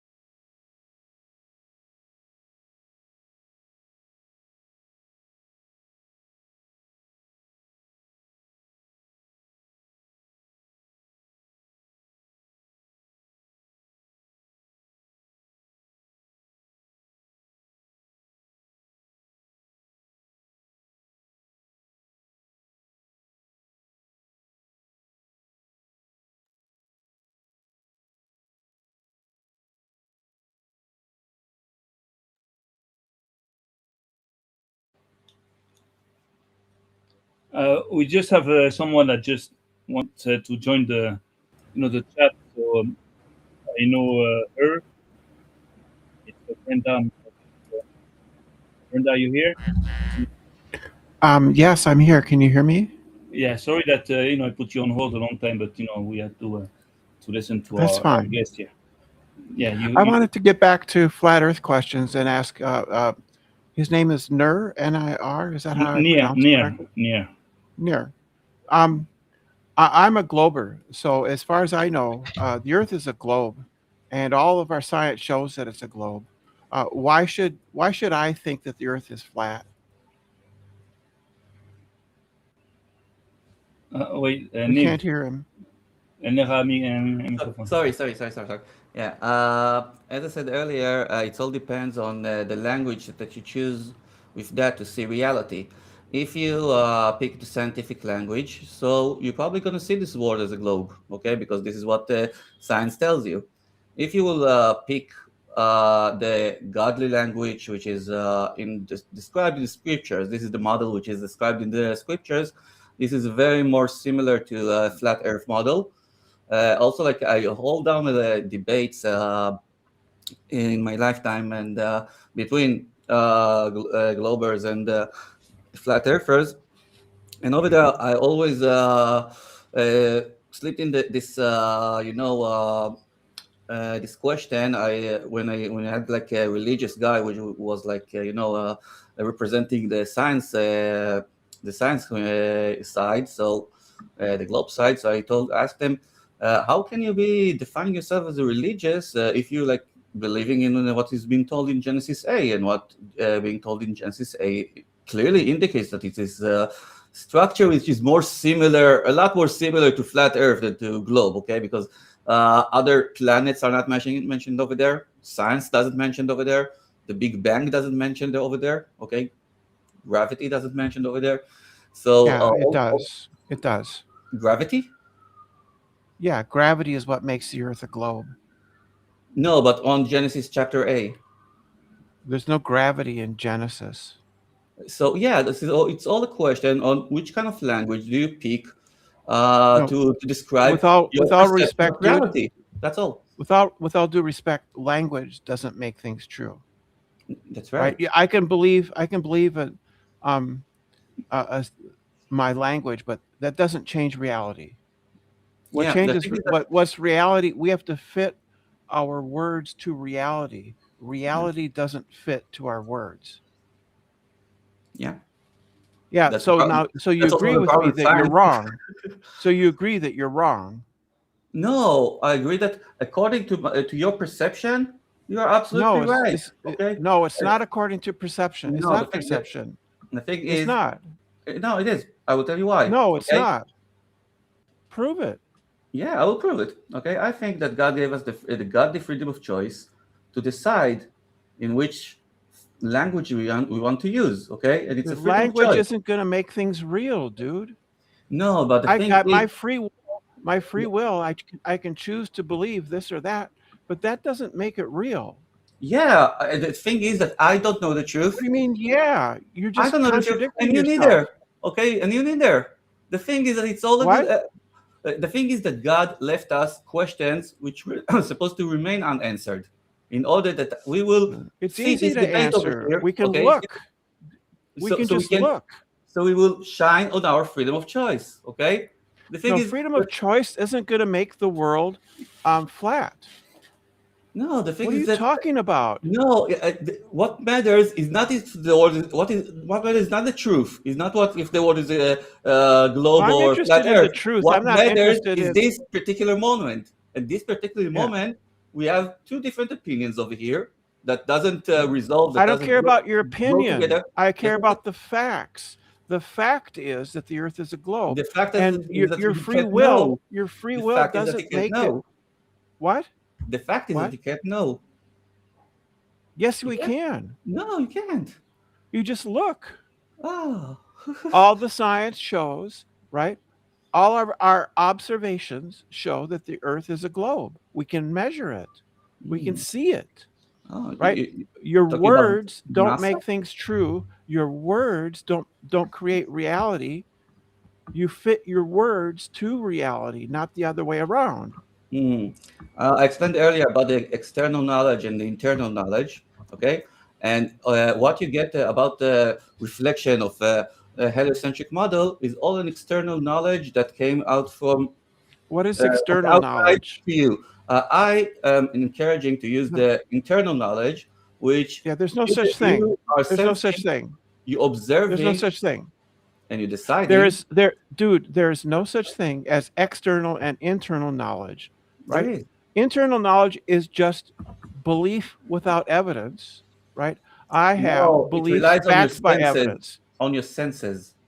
Godly Yeah, my senses. senses tell me the Earth is a globe. Oh, okay. For me, it Yeah, tells otherwise. it's an objective fact, right? That is true. That you probably It's learned not from my external opinion. knowledges beforehand, Huh? okay? That someone told you that this place is a globe beforehand. No, that's not why I believe it's a globe. I believe it's a globe because of the facts, not what somebody told me. And you The believe that facts and you the believe that facts it say spins in what is it 1,000 miles an hour, okay? This is what you think it spins, and you're yeah, still not feeling it. that's not You're what still not feeling rotation it. is. No, that's Anyway, not it. That's not what angular freedom of speed. choice You have to nothing, decide but which kind of like language to use to describe this that reality, because doesn't make it freedom of true. choice is not the truth. Freedom of choice is what you choose to perceive reality. That's all. Right, but that doesn't make it true. That's right. That's right. That's right. I So don't hold I any truth. prefer to have the truth. I didn't claim that I hold Yes, any you truth. are. No, Yeah, I you claim that have no truth. You I have no claim that truth. I You have believe in nothing. flat Earth. I didn't claim that I hold that truth. That I what I said it's accurate the truth. No, God So doesn't you reveal don't to us think the it's truth. actually true. So That's you all. don't think that flat Earth is actually true. I believe it's true. I pick to believe it's true. No. Do you know it's true? No, I don't know it's true. I don't have I any know. ever I proofs. know that the. I don't I hold any proofs. know. I know that the Earth is not flat and that it is an oblate spheroid. I How do know you that. It's know? not a belief. It's not a belief. It's Have you knowledge. been to I know space? it's true. Have you been to What? space? What does that have to do with it? Because I need your personal experience to witness that you actually saw the globe from outer space in order to know It, that it it's a globe. I don't have to. I don't have to go to France to know that France is real, right? I don't have to go to space to know that the globe is real, right? I can have evidence that proves that France is real, and I can have evidence that proves the Earth is a globe. I don't have to go there. Okay. According to Yeah. my So language, I have proved that God created this place. The thing is that yeah, he question created a between globe. He the created a question globe. in the baseline, it doesn't a geographical question. Okay, it's not a question of like if it's a ball or flat. The question That is, is the do you think this question. place created by God or not? Yes or no? Um, God could have created a globe. He created a globe, not flat. It Do says you so in the believe Bible. God created this place? Yes or no? That's not relevant. This is the most relevant question ever. No, it's not. It It doesn't make is. it true. It is. This is the whole point of flat Earth versus globe. To see who Right. It's believes God and religion. who believes scientists. You're That's right. all. You're right. It's religious dogma, not No, it science. doesn't relate to Religious religious. dogma. Religious That's what came you believe. long after You God. Okay. you believe in religious dogma. Yeah, You Neil is a reject fanatic. He's a science. religious fanatic. No, I believe in Well, Don't talk science. about You believe in religious with dogma. me. Come on. You believe in dogma. That's what you No, I believe believe in. in God. That's all. Yeah, that's dogma. That's a and, dogma. In his and written science is word. not dogma.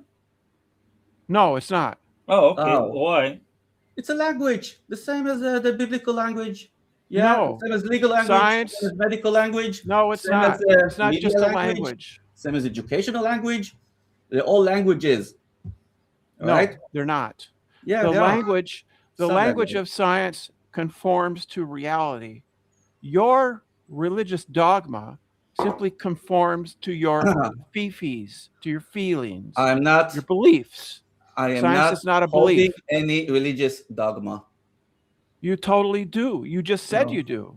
I don't You define believe that myself the earth is neither flat as Jewish, because neither as Christian, and neither as Muslim. No, you believe the I earth let is it go. Bye. you believe the earth is flat because it says so in your No, holy text. no, it's because I sensed it from my senses. Okay, the way that I No, observe the you world haven't. looks damn flat to me. Okay. What senses tell you that the earth is flat? My sight. What? You can't see the whole of the earth. I, You I- can't I'm, see I'm it. not. I'm not into like the thing is that we shouldn't like debate about it. Okay, the That's thing what is this that whole thing is we about. It's shouldn't about debate debating about flat. it. I'm not here to Yes. convince you. I'm not here to convince you. Yes, you are. This is the whole No, no, thing. no, This no, is the whole no. purpose is No, to keep on debate believing in flat your earth. balls and I NASA don't and have Satan, beliefs. and that's okay. That's fine. I will If remain with my godly kingdom as written in Genesis 8, and we will all live peacefully, and we don't have to have this no, discussion. I That's hold all. I hold to The the thing is that truth. the, uh, the, I'm the, the, the freedom of choice is way more important than no, the no. truth and who's right and all of that. No, just pick your side. That's all. You picking your Yeah, side, that's I not respect you for that. no, that's not Please how respect me for reality picking my works. side. I let me That's not believe how what I reality believe. I'm a human like re, you, right? reality isn't pick and choose your adventure. That's not reality. Right? You do not get to tell other people what's real. You But have no authority that's to what you tell do. people what is Okay. real. Let's That's go Yes, to what you I another do. have the question. auth- I have the Dear, Oh, you authority. have the authority. Okay. Yes, I do. Of facts, objective facts all Okay. right. dictate Wrap what it So, up. reality is. dear Glover, did you question? Sorry if I'm too blunt. Did you took the COVID shot a few years ago when we have the COVID pandemic? That doesn't Absolutely change not. the shape of the Oh, earth. it's okay. Sorry. I'm not interested in your conspiracy theories. Ah, Conspiracy theories are delusions, right? I'm no, not interested in no. that. I'm interested in the shape of the earth, right? And so far, all you have told me is that you can just believe things and that they magically become true if you believe it. No, It's like no, Tinkerbell. It's no, like no. Tinkerbell. I didn't say Believe, that. believe, I didn't say believe. that. No, I didn't Yeah, say yeah. that. You I didn't say literally that. said No. you literally said I I have the told you free that will freedom to of choose choice to. is the way that we choose to perceive reality. This is what I Yeah, told you. that's Tinkerbell. That's I no, Tinkerbell. no, no, no, no. It's how we That's perceive the to see reality. Tinkerbell It's not the belief. truth. That's That's the all. Tinkerbell. That's Tinkerbell epistemology, right? Believe because you believe because you believe, Yeah. right? I believe in facts. Mm. Facts It's a stop belief. It's at a belief too. no, it's It's not. you believe in fact that you don't check, No, that you have no proofs facts of. are not That's beliefs. Have It's you not a noticed that belief, in the word in your believe you have lie imagination. inside? Okay, check it right? out, Brenda. Brenda, check it out. We wanted to just keep on going with what he had to say. That's good. I appreciate your intervention. Appreciate your help. Just Be blessed. keep with us. No, no, no. You can say it. It's no No, problem. But I just wanted to. let him talk a little bit. Let him talk about what he wanted to talk. Well, I'm done. I'm going to go have breakfast here. So Oh, it's what are you Will having? it's you 11. answer the question that I asked you earlier about the COVID shot? What was that If you about? took the What? COVID shot a few years ago. That's just not important, dude. Okay. I'm not going to feed your conspiracy theories. No. She took it. Yeah, it's a conspiracy theory and it's not related to the topic. What I'm No, interested this is in a conspiracy is fact. flat. That's a fact. Conspiracy fact. No, you can't. No, it's not. You can't prove anything, Sam. Well, yes, I All can. right. Okay, I can. No, Be you blessed. can't. I did. I've had done that already. It's done already. We passed that Yeah, milestone like it's not. long ago. Stick with one thing at a time. And you and I can't remember how to pronounce his name again. What is it? Neil. Near. Neil. Neil. Near says that you can, by your free will, choose to believe that the Earth is flat, and that Oh, that is a is globe. religious dog. That is religious dogma. That is not No. science. You are No. pseudoscience, unscientific beliefs that deserve to be ignored. And you know, But and that's what's happening. Flat but you Earth don't has been ignore it. destroyed. But you don't ignore it. You just always come in and trying to prove I'm just yourself. one person. I'm just one person. So why don't you do it? Ignore it? Just You ignore got it. Sam. You got 4 people watching you. You got 4 Good. people, dude. Nobody pays any attention to you. Well, Nobody. yeah. Unless only you. The people who choose to do that. The people who had free Yeah, choice. we know Brenda. We know it's like it's a known character into Flatter's community. He comes in all the time and try to fight us, unsuccessfully, but he tries. Anyway, sorry, for the break. So you I were want, I gonna want say to, something. I want to say something about the COVID thing just to close it down. Okay, this is when we saw again this those moments that God actually puts us all humanity through a test. Okay, and that is also in the wars that we got over here. Uh, he puts you in front of the question. In that case, it was the shots over there. Yeah, you'll get all Satan's intimidations and yelling and whatever. They make you a weird conspiracy theorist, whatever. They will, get you to the corner. And then you have like the question, okay? Although all this stress and although you know the price of it, what will you choose? What will be the freedom of choice? And now it doesn't matter what those shots had, if they were like engineered, if people are actually dying from them. It doesn't matter. Okay, what matters is that you made the choice. Okay, one way or another, and and I kind of like felt that throughout those years that the media was not really, they cared about getting you the shot, okay, but it doesn't really had to do with the shot. It had to do with what I felt, Submission. submission, and yeah, and giving away your freedom of choice. Okay, they try to stuck you to the corner that you won't have this freedom of choice. Okay, that you say, oh, I had no freedom of choice. Okay, and it It was a was test. It was a test, an exercise to see how people a react. divine test. Okay, a divine test in my eyes. Who do you belong to? Evil scientist with the mRNA doesn't change anything, prove effective, blah, blah, blah, or God that Well, gave you. the thing, I don't believe like evil comes out from God, but God can just turn things around. He can use evil that man created, for good. He can reverse it. That's what he And does lots all of the time. people woke up in the COVID times. Yeah, Okay, lots of people woke that's up. that's why when you talk about Zionists, you talk about anti-Semitism, talk about Jews and rabbis and everything. I'm not worried about it because here we're talking about Israel, we're talking about the Holy Land, we're talking about the people that exist for a long time. We can trace it all the way to Adam. So the thing is that again, I'm not worried about it. Anything Mhm. they're trying to do here, against us is not going to work. Never did, and empires like the Roman Empire just fell.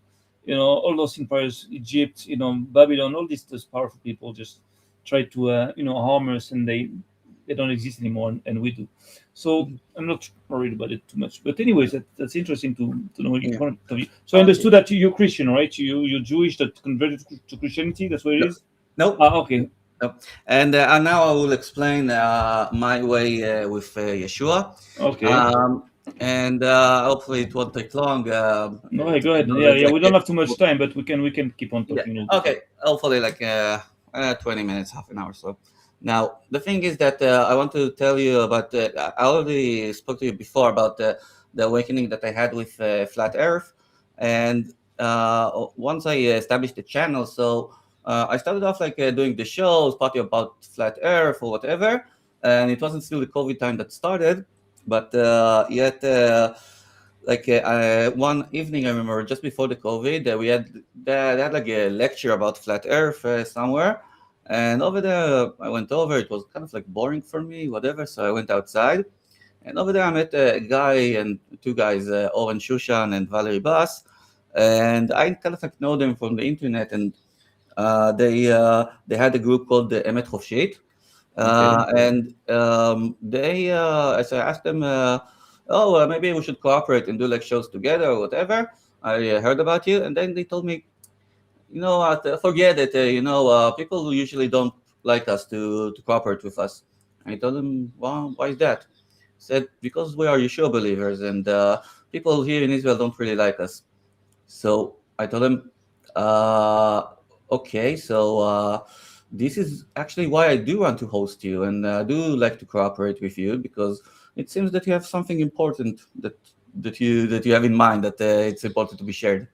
So we got into his shows, and those shows, like especially with Owen Shushan, were the most fiery ever. and I discovered like we actually like had such a good communication, such good shows with such a rich content, deeply conspiracy about the about Satan, about like all the things that went down in the COVID times and whatever. Lots of truth was revealed, and one of the first truths that he represented to me that he is a Yeshua believer in Israel. I tried to understand myself for myself what that meant. And for me, as my personal history goes, is that I was born into a secular family. Uh, During my grown up years, I kind of like felt a really good connection with the Bible, with the scriptures. Okay, especially in school and stuff. And I know I felt real good and easy with the scriptures. And but throughout all the years, I felt like it was. Uh, if I'm like in Israel and I need to get more in, want to get more closer to God, so I probably need to go through the Jewish religion, which is over here and supposed to like controlling this book and whatever and knows what's going on in there. So I need to do whatever the Jewish religion tells me to. Also, it's written down in my birth certificate that my religion is Jewish. Also, my nationality is Jewish. I don't know why. It's You supposed to don't be. know why? Because I tell you why. Because in Israel, it's not like all the other countries. Like it's a country that is in the center of the world. Like it brings all the world's attention. We don't talk about like a billion Chinese, but we always talk about those few million Jews every day of the year. The thing is, here we have like Muslims, we have Jews, we have like Christians and other people. So the thing is important for the state of Israel to determine which group you belong to, because if you don't do uh, so it'd be a problem to control things, because the state of Israel is sitting on a big how do you call it, a barrel of powder. That means that everything can ignite everything here. So we have to control the Jews, control the Arabs, control the Christians, and everything has to be controlled every time, at every instant. That means that of course they have to know. You have to be defined of which group of people do you belong to. Now you can be Jews and belong to Islam. You convert to Islam. There's no problem. You can convert to Buddhism. You can convert to anything you want, as long as you don't want to destroy the other groups, or Okay, so I met up with Oren, and the thing is that he defined to me that he's a Yeshua believer, and I again try to observe it through this lens, this of like religious, and I and immediately thought of him as a Christian. Okay, but he told me right from the beginning, no, I'm not a Christian, and the thing is that this immediately got me to this feeling, okay, that the way to meeting God is not through religion. It's by personal connection, by the way that you yourself interpret the scriptures, okay, with your own personal contact with the scriptures, okay, not be affected by any kind of like religious interpretation. Now, not even in the ceremonies, holidays, whatever that the religion makes out of it. Um, Now, and once you put the difference between the actual word of God, the scriptures, and the religious demands, so you kind of like reveal the lie of the religion, right?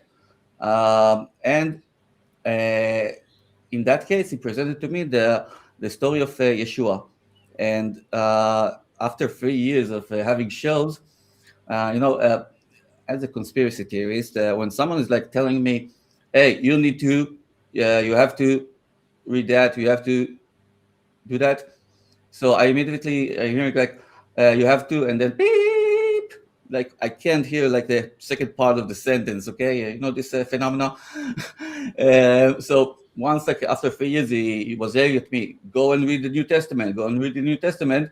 So after 3 years, we stopped broadcasting, and then I went over to read the New Testament, and I did that in like one summer or so, and um, and then after that, I got like revealed with all the big story, okay, which is the actual continuation of the Tanakh, the Old Testament, with the New Testament, which you see I can tell you, first of all, the beginning of the book of Matthew, in the first chapter, you can see the tree, okay, they describe you the tree of Yeshua that starts from Abraham through King David and then to Yeshua, and so it relates to what's been done in the Old Testament.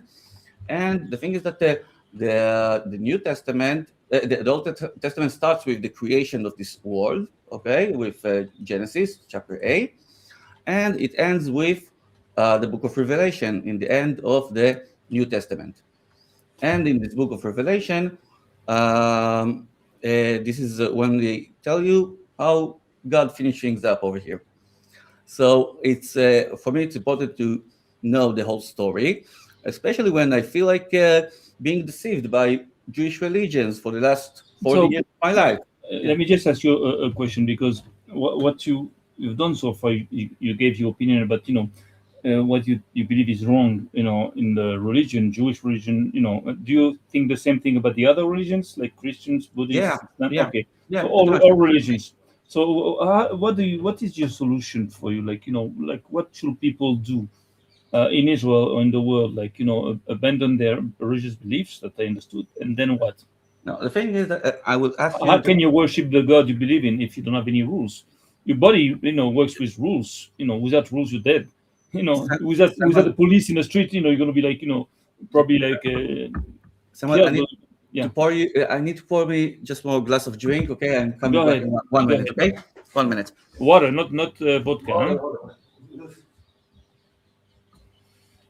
Okay, so we had Brenda joining it and helping me. That was great. I love that Brenda. I love it. I love it. Ah, man. So here we are. You see the title of the chat is like, when Israelis talk about flowers, they talk about everything but flowers. So Okay, that's uh, that's very I'll Israeli. over here. Talk about Okay, anything else. Yes, go ahead. so please repeat the question that you asked me for, if possible. So what is for you the perfect system, like, in for society or a country, because you recognize the country with the borders it's been given, by whatever, United Nations or whatever. So if you have a country, how do you run it, like, spiritually? Do you run it, or just let people just believe what you want, just, No, sacrifice things, just burn a candle or shave yourself, or, what how do you express your your respect for the God you believe in? Like, what should you do? There's no rules, there's nothing. So how do you see the perfect society for you? What is it? Yeshua says, "You came from this world, but not belong to it." Okay. We don't belong to this world. Yeah, yeah. We came from it. Okay, we came from it. We are like the sons of this earth. Okay, of this world. But we, the Yeshua believers, we're not belonging to it. So Okay. what do we belong to? Like, what land or country or world, or do we belong to? Now, this is also like a deception. Actually, I remember like there was a press conference not a long time ago with Trump and Bibi, and they're talking about Gaza, and like Trump said, we're going to build the Riviera over there, and we're going to occupy this land because we own it. And then like Bibi's looking at him like that, and in that moment, like you could see the stupidness of entire humanity, okay, for generations, of like, yeah, you think you own something in this world, you own a land, especially you own a land. Just a second, let me remind myself. Yeah, by the biblical language, on the first verse of Genesis, it says that God created the heaven and the earth. So how can you claim something that God created? You don't own it, okay? And Unless he gave it to us.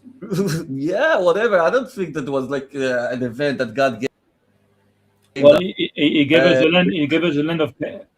He gave us the land of Canaan. This is written many times over. Like, it's going to be ours, because the yeah, people before that, they were so degenerate, they had to go.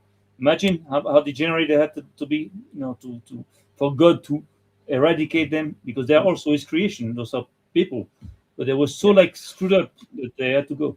And besides that, a very important separation as well that needs to be done. Whenever they call the name Israel, okay, it's actually an equation of three things that equals Israel. Okay, we have the Israeli people. Okay, this is me, my fellow Israelis. The state of Israel is taking, like Yeah, we citizen, got Israeli citizen. yeah, yeah, no, we got like the people of Israel, the actual people, okay, the actual humans living over here. The dynasty of Israel, or the people that live in the state of Israel. I know I won't get into that, okay, but Uh, the actual people, we got the land of Israel, which is the soil, okay, the soil, the ground, and we got the state of Israel, okay, which are all the institutes that runs this state, and the last one controls the first two one, okay. Now, so this is also like a important separation. Now, I want to get down to the uh, to how I about the religious lie and the story of Yeshua.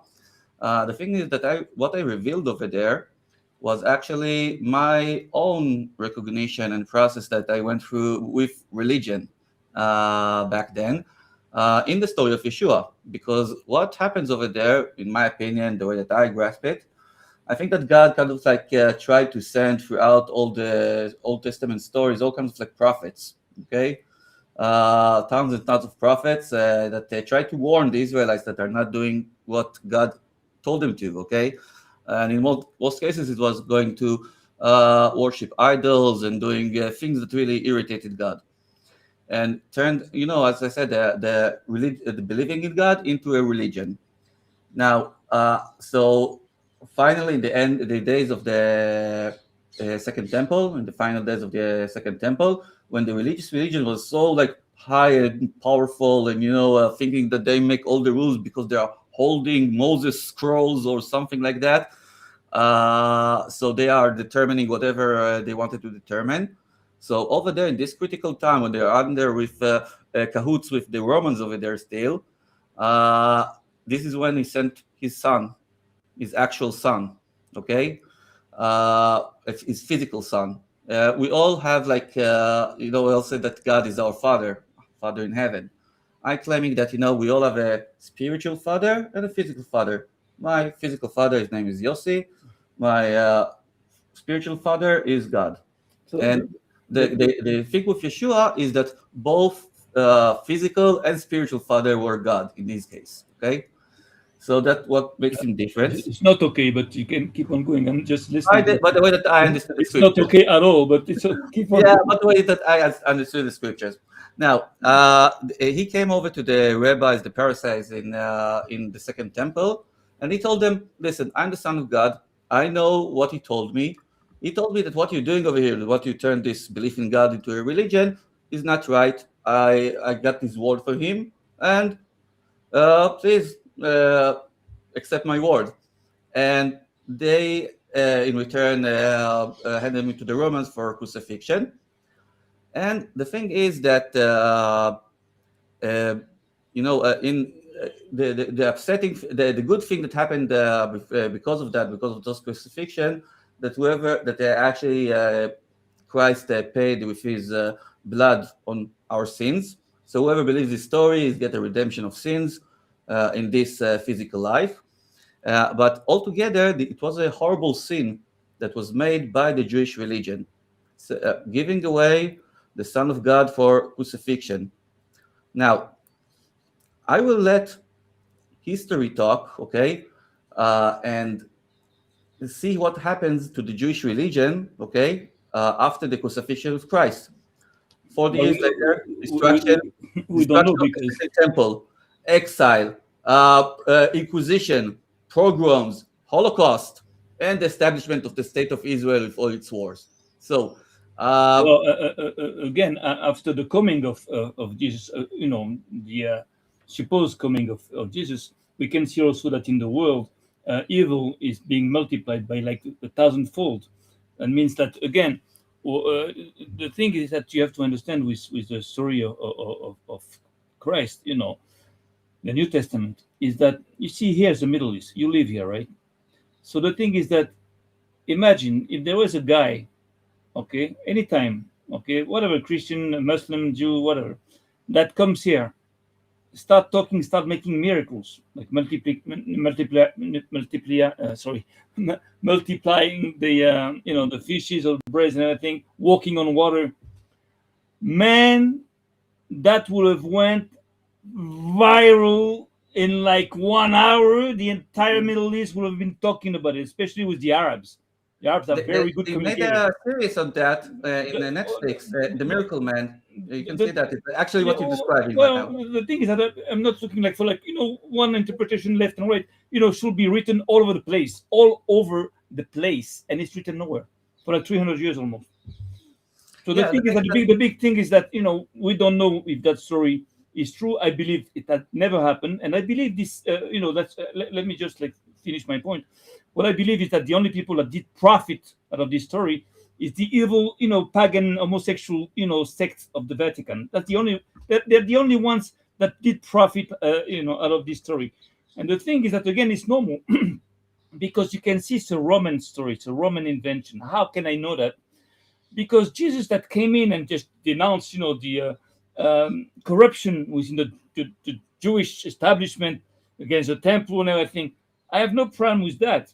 The problem that I have is that, at that time, the Roman Empire was ruling, and the Roman Empire is well known to be one of the most, if not the most, degenerate empire ever.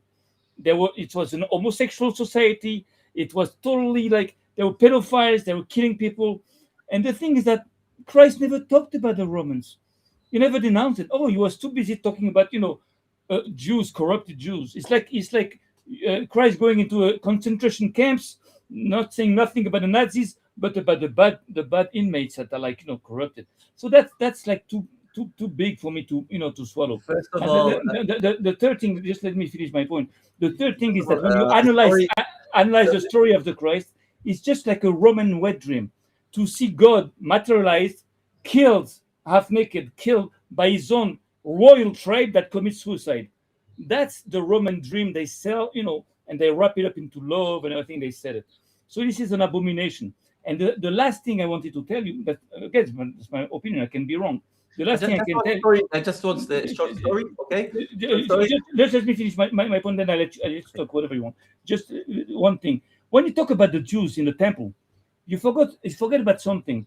Is that the second temple, was built by a goy. It wasn't built by Jews.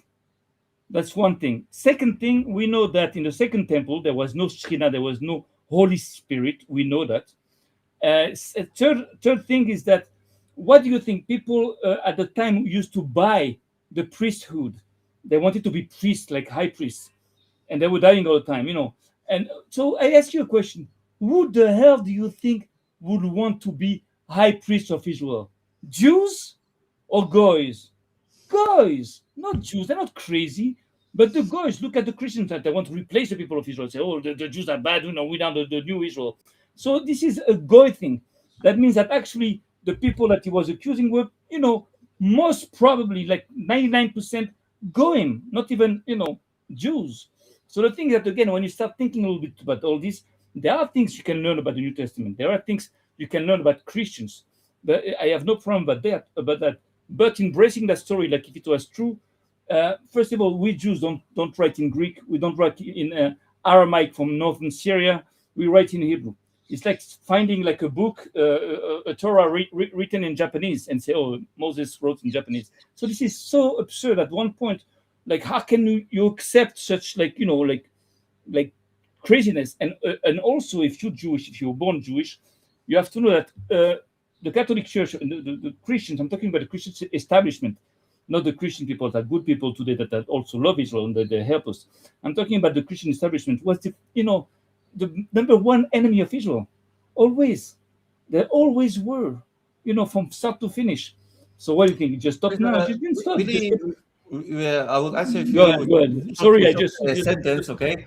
A short sentence that religions don't own the book or don't own the story. Okay, I told you that the Jewish religion is not mentioned in the Bible in the Old Of Testament. course, it cannot be mentioned because it was Okay, decided so after that. Of course, so the thing is that the religion came after the stories happened. of Okay, course, and they occupied the stories and told them, yeah, this is ours. This belong to us. of Okay, course, belong to the people of the Israel. same thing happened with Christianity. The Christianity was formed No. 300 years by Rome after Jesus was crucified.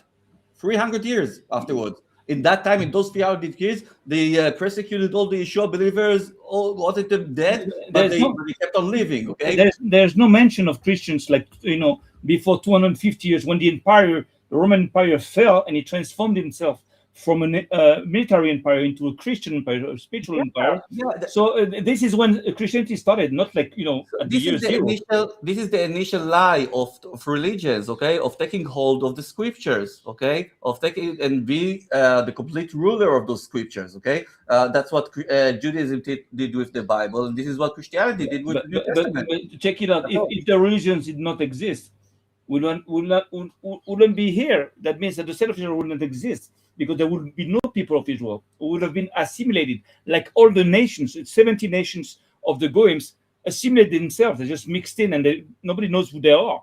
Nobody knows. They don't know who they are themselves. But In we know we kept our identity thanks to the rabbis, thanks to the Jewish religion in exile that kept us alive. It's like what? It's like an arch. Imagine an arch, okay? So you suddenly prophet someone crazy is going to tell you, okay, it's going to be like rain, and we have to make a boat, and we have to so we can be saved. This is religion. This is beliefs because you have to be crazy to to believe it. That's belief. You make a boat, you get in, there's rain, and you survive. Now the thing is that now that we survived exile, and that this is was the point of the Jewish religion, just to preserve it, just to survive, not to understand things, is to survive. Now that we survived, of course, we are in at a crossroad where what helped us to survive now can keep us from understanding things. You understand? So what we have to do is to understand the religion, and at the time of the Messiah, we know there will be no more religion. So the religion is like coming to an end, of course, because it fulfills its work. But again, by saying we shouldn't have no religion and everything. So what do? We just like like convert. going straight to the scriptures and try to understand by ourselves, by our internal information, what God wants from us. Which What is God? the word of Because God? if you say that Not God is through a Jesus, rabbi, not through a priest, not through anyone else, through ourselves. but Okay? I understand. But it's just like you're saying, just take a car. You don't know how to drive. You never saw a car. Take a car. Don't ask the teacher to teach you how to drive. Just feel like you want. Just get into the car. Just drive. Yeah.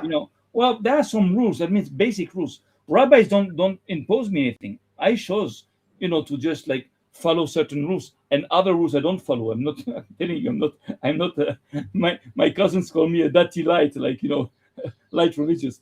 That means that nobody imposed me. No rabbi told me you have to do this. They don't tell me. They just explain me what's the best thing to do. And But today I the don't rules that agree you with. do follow, but the rules that you do follow did came from those rabbis, right? Of course, and those rabbis did study the Torah that was given to Moses by God. So I have no problem with this. Again, I'm talking about true rabbis, not fake ones. There are lots of fake What rabbis makes today, them like Catholic what people. makes them more authorized than you to determine? Nobody is. It's not an authority. They're not authorized. Only in the state of Israel you have an authority in order to because it's a state. But there's no authority. You have like a bright spirit, someone that is recognized by the others to be a bright person, to be like a great scholar, and automatically, if they recognize this, they're going to listen to what he says. But he doesn't impose that to nobody. It doesn't make it rich out of it. It doesn't like again. It's not like corrupted at that point. So the thing is that we have to listen, just like you're going to listen to your grandfather. Who is your father? Who gave the authority to your father to tell you what to do? Gave the authority to your grandfather to tell you what to do. So But you of can course rebel you on need your grandfather authority, you right? need but you need some guides. Again, if they are like honest and true, I'm talking about true people, not like corrupted ones, of course. But you need some at one point people that did learn the Torah their whole life, which I didn't like you didn't, and trust them. Just like you have like scientists today. Okay, I'm talking about again true scientists that know their field, that know what they're talking about. So you're gonna listen to them. It's not an authority, but If he knows things, of course you're going to listen to him because he knows and he proves you that he knows. At that point, I have no problem about this. I thought you Man, I'm need to not going to identify worship. We don't worship the where the rabbis. lies are. Okay, what the Hmm? lies are hidden in the places that they can't measure. Okay, this is where the lies are hidden.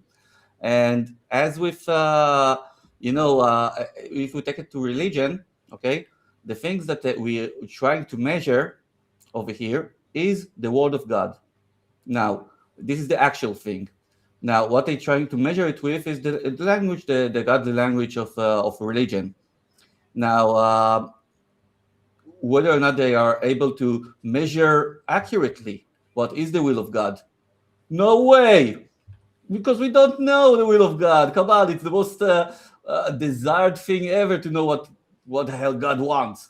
Now, We're so talking about which God because you like bringing like Jesus now in the middle. So which God are you talking about when you're talking about God? The God of Israel from the Old Testament, the or one who the created new this God? place, the one who The new. created this world Okay, so that's by the God this. of the living God of Israel, not other. Yeah. Okay, God. Okay, no problem. Now, okay, I want to continue on. Okay, with Yeah, but we won't have too much time. We talked about everything, but but flat Earth. That's what I said. no, yeah, So yeah, yeah.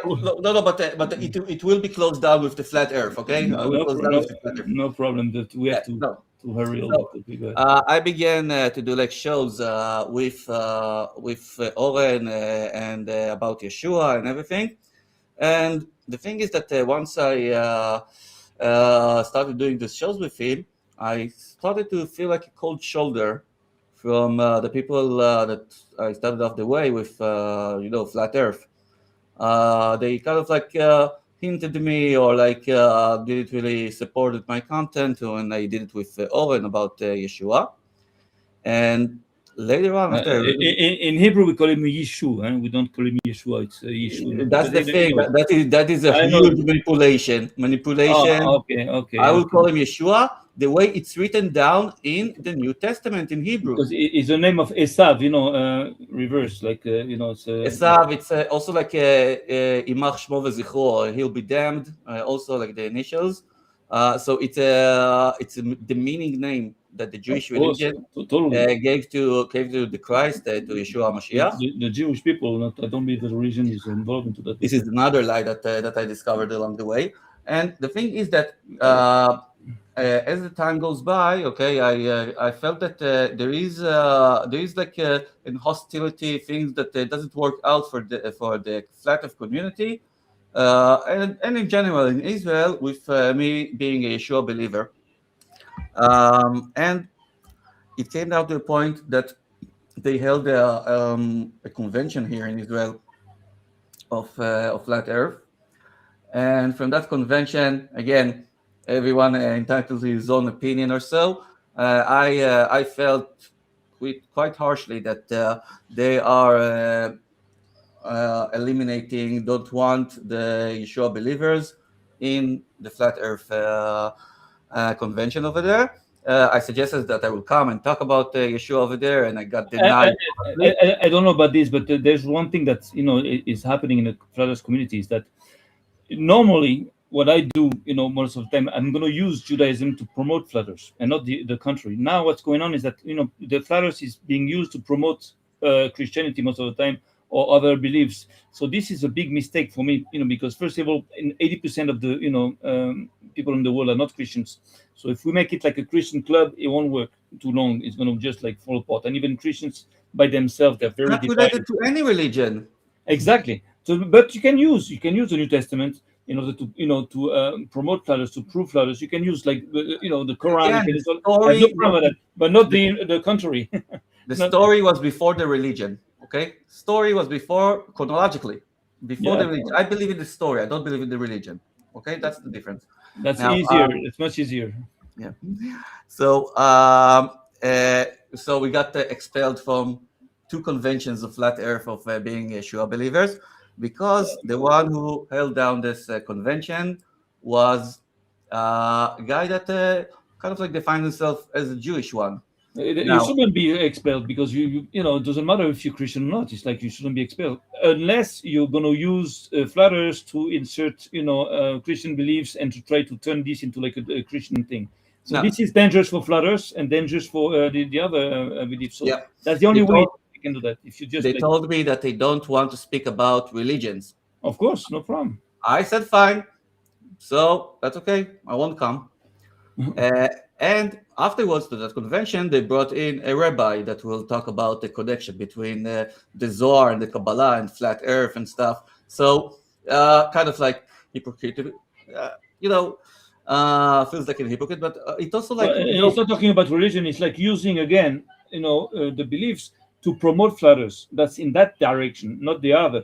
It's not like, Mhm. oh, I'm a flat Earth, and you know what? I'll say I believe in Yeshua, and you know what? He loves you, and he's going to save you, and everything. So then you're going to come in and use the flat Earth movement to the, turn it, into a Christian thing. And the this is what thing we avoid. the This is thing what is dangerous. okay. The thing is that this whole process reminded me totally the gospel story that I just read.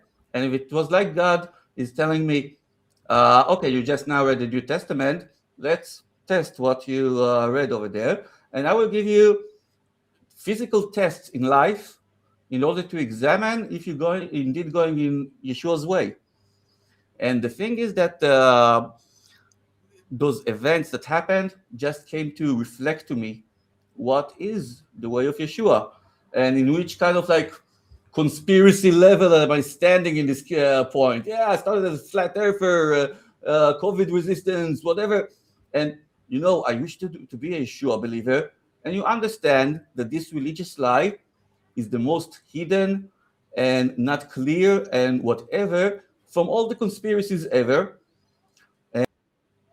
And the Yeshua is reflecting that. And in my lifetime, I also like began a journey of like entering WhatsApp groups, start talking in WhatsApp groups about Yeshua, and start measuring the time it will take them to expel me from that group. All right.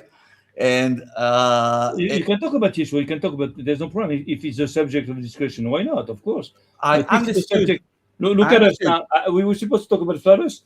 We talked about all what you mean, but it's okay. I'm learning more, about you. I have no more than problem. flat Earth, more than COVID, more than chemtrails, whatever. This one is the real dynamite. The minute you put this skunk of Yeshua on the table, are getting freaked out in Israel. Freaked out totally. And it doesn't matter if they're like religious or not or whatever. It's in the brainwash that we all got that Yeshua, to talk about him, to mention him, whatever, bad, bad, bad, bad, bad. Or maybe they have good reasons for it. Maybe they know why. Maybe you can see. I have an ancestor that was killed and burned into a book of the Torah because he didn't want to convert to Christianity. The Nazis were Christians. They were all half Christians and mostly Catholic, which people don't say that. And also almost, most of them homosexuals and degenerates. So the thing is that we have a history with the Christians that we have good reasons to just like cut off totally from the religious beliefs, not from the Christians. I don't have nothing against a good Christian that believes in Jesus and that's going to be good and it's going to do good around him. There's nothing to say about him. He just believes what he believes. That's all. But again, against the instigators of that beliefs and the ones that want to insert it and to enforce it into the Jewish people through all kinds of malicious ways. So of course we're gonna have to to stop that because this is an attack against us. You understand? Against our faith, against who we are. The thing So is we that have to defend ourselves, and we're good at that. We're very good at yeah, defending the ourselves. thing is that I started to research this topic. I think that this is the godly inspiration that I needed for my journey. And the thing is that throughout the last few years, I'm confronting lots of people with not like confronting or something like that, not like telling, convincing him to accept Jesus or whatever. But I'm just lying this story over here and my opinions over there, like any flat earthers or any truther will do in different topics, okay? And I'm waiting to see the reaction of it, okay? And I'm doing that in all kinds of like parties and meeting with friends and WhatsApp groups and whatever places that I putting this conflict over here. And I think it's an amazing journey that God sent me, and I'm thankful for that. And I don't know where this journey will take me. maybe to my death. I don't know. Someone will get too much pissed off or whatever. But yeah, we will see. God always protects and provides. Um, and this is much it. Yeah, it was lovely, Samuel, Yeah. and thank you for letting me spill. Yeah, Uh, that's good. That's it. We can exchange. I have no problem exchanging opinions and everything. You said yours, I said mine, and people will do their own choice. So the thing is that again, um, this is a very touchy subject when you talk about the Jewish religion, Christian religion. So this is a very sensitive subject. So that means that again, it is mixed with beliefs, with understandings.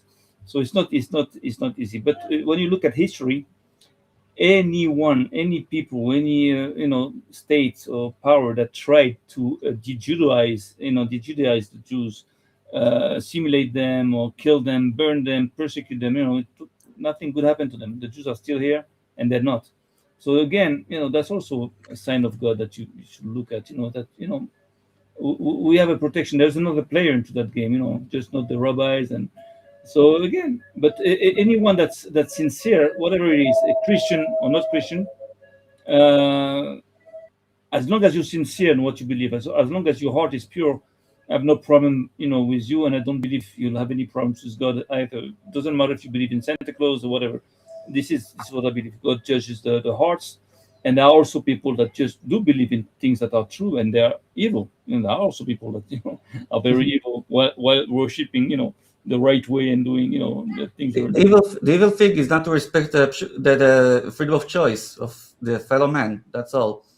Like the guy that were here before. I told him, yeah, freedom of choice. Go ahead, believe in what you want. And he's like, no, no, I can't live with that situation that you believe in what you want. It's not like it's this is evil. Okay, they're trying to eliminate someone else, opinion, free will to choose his opinion. Okay.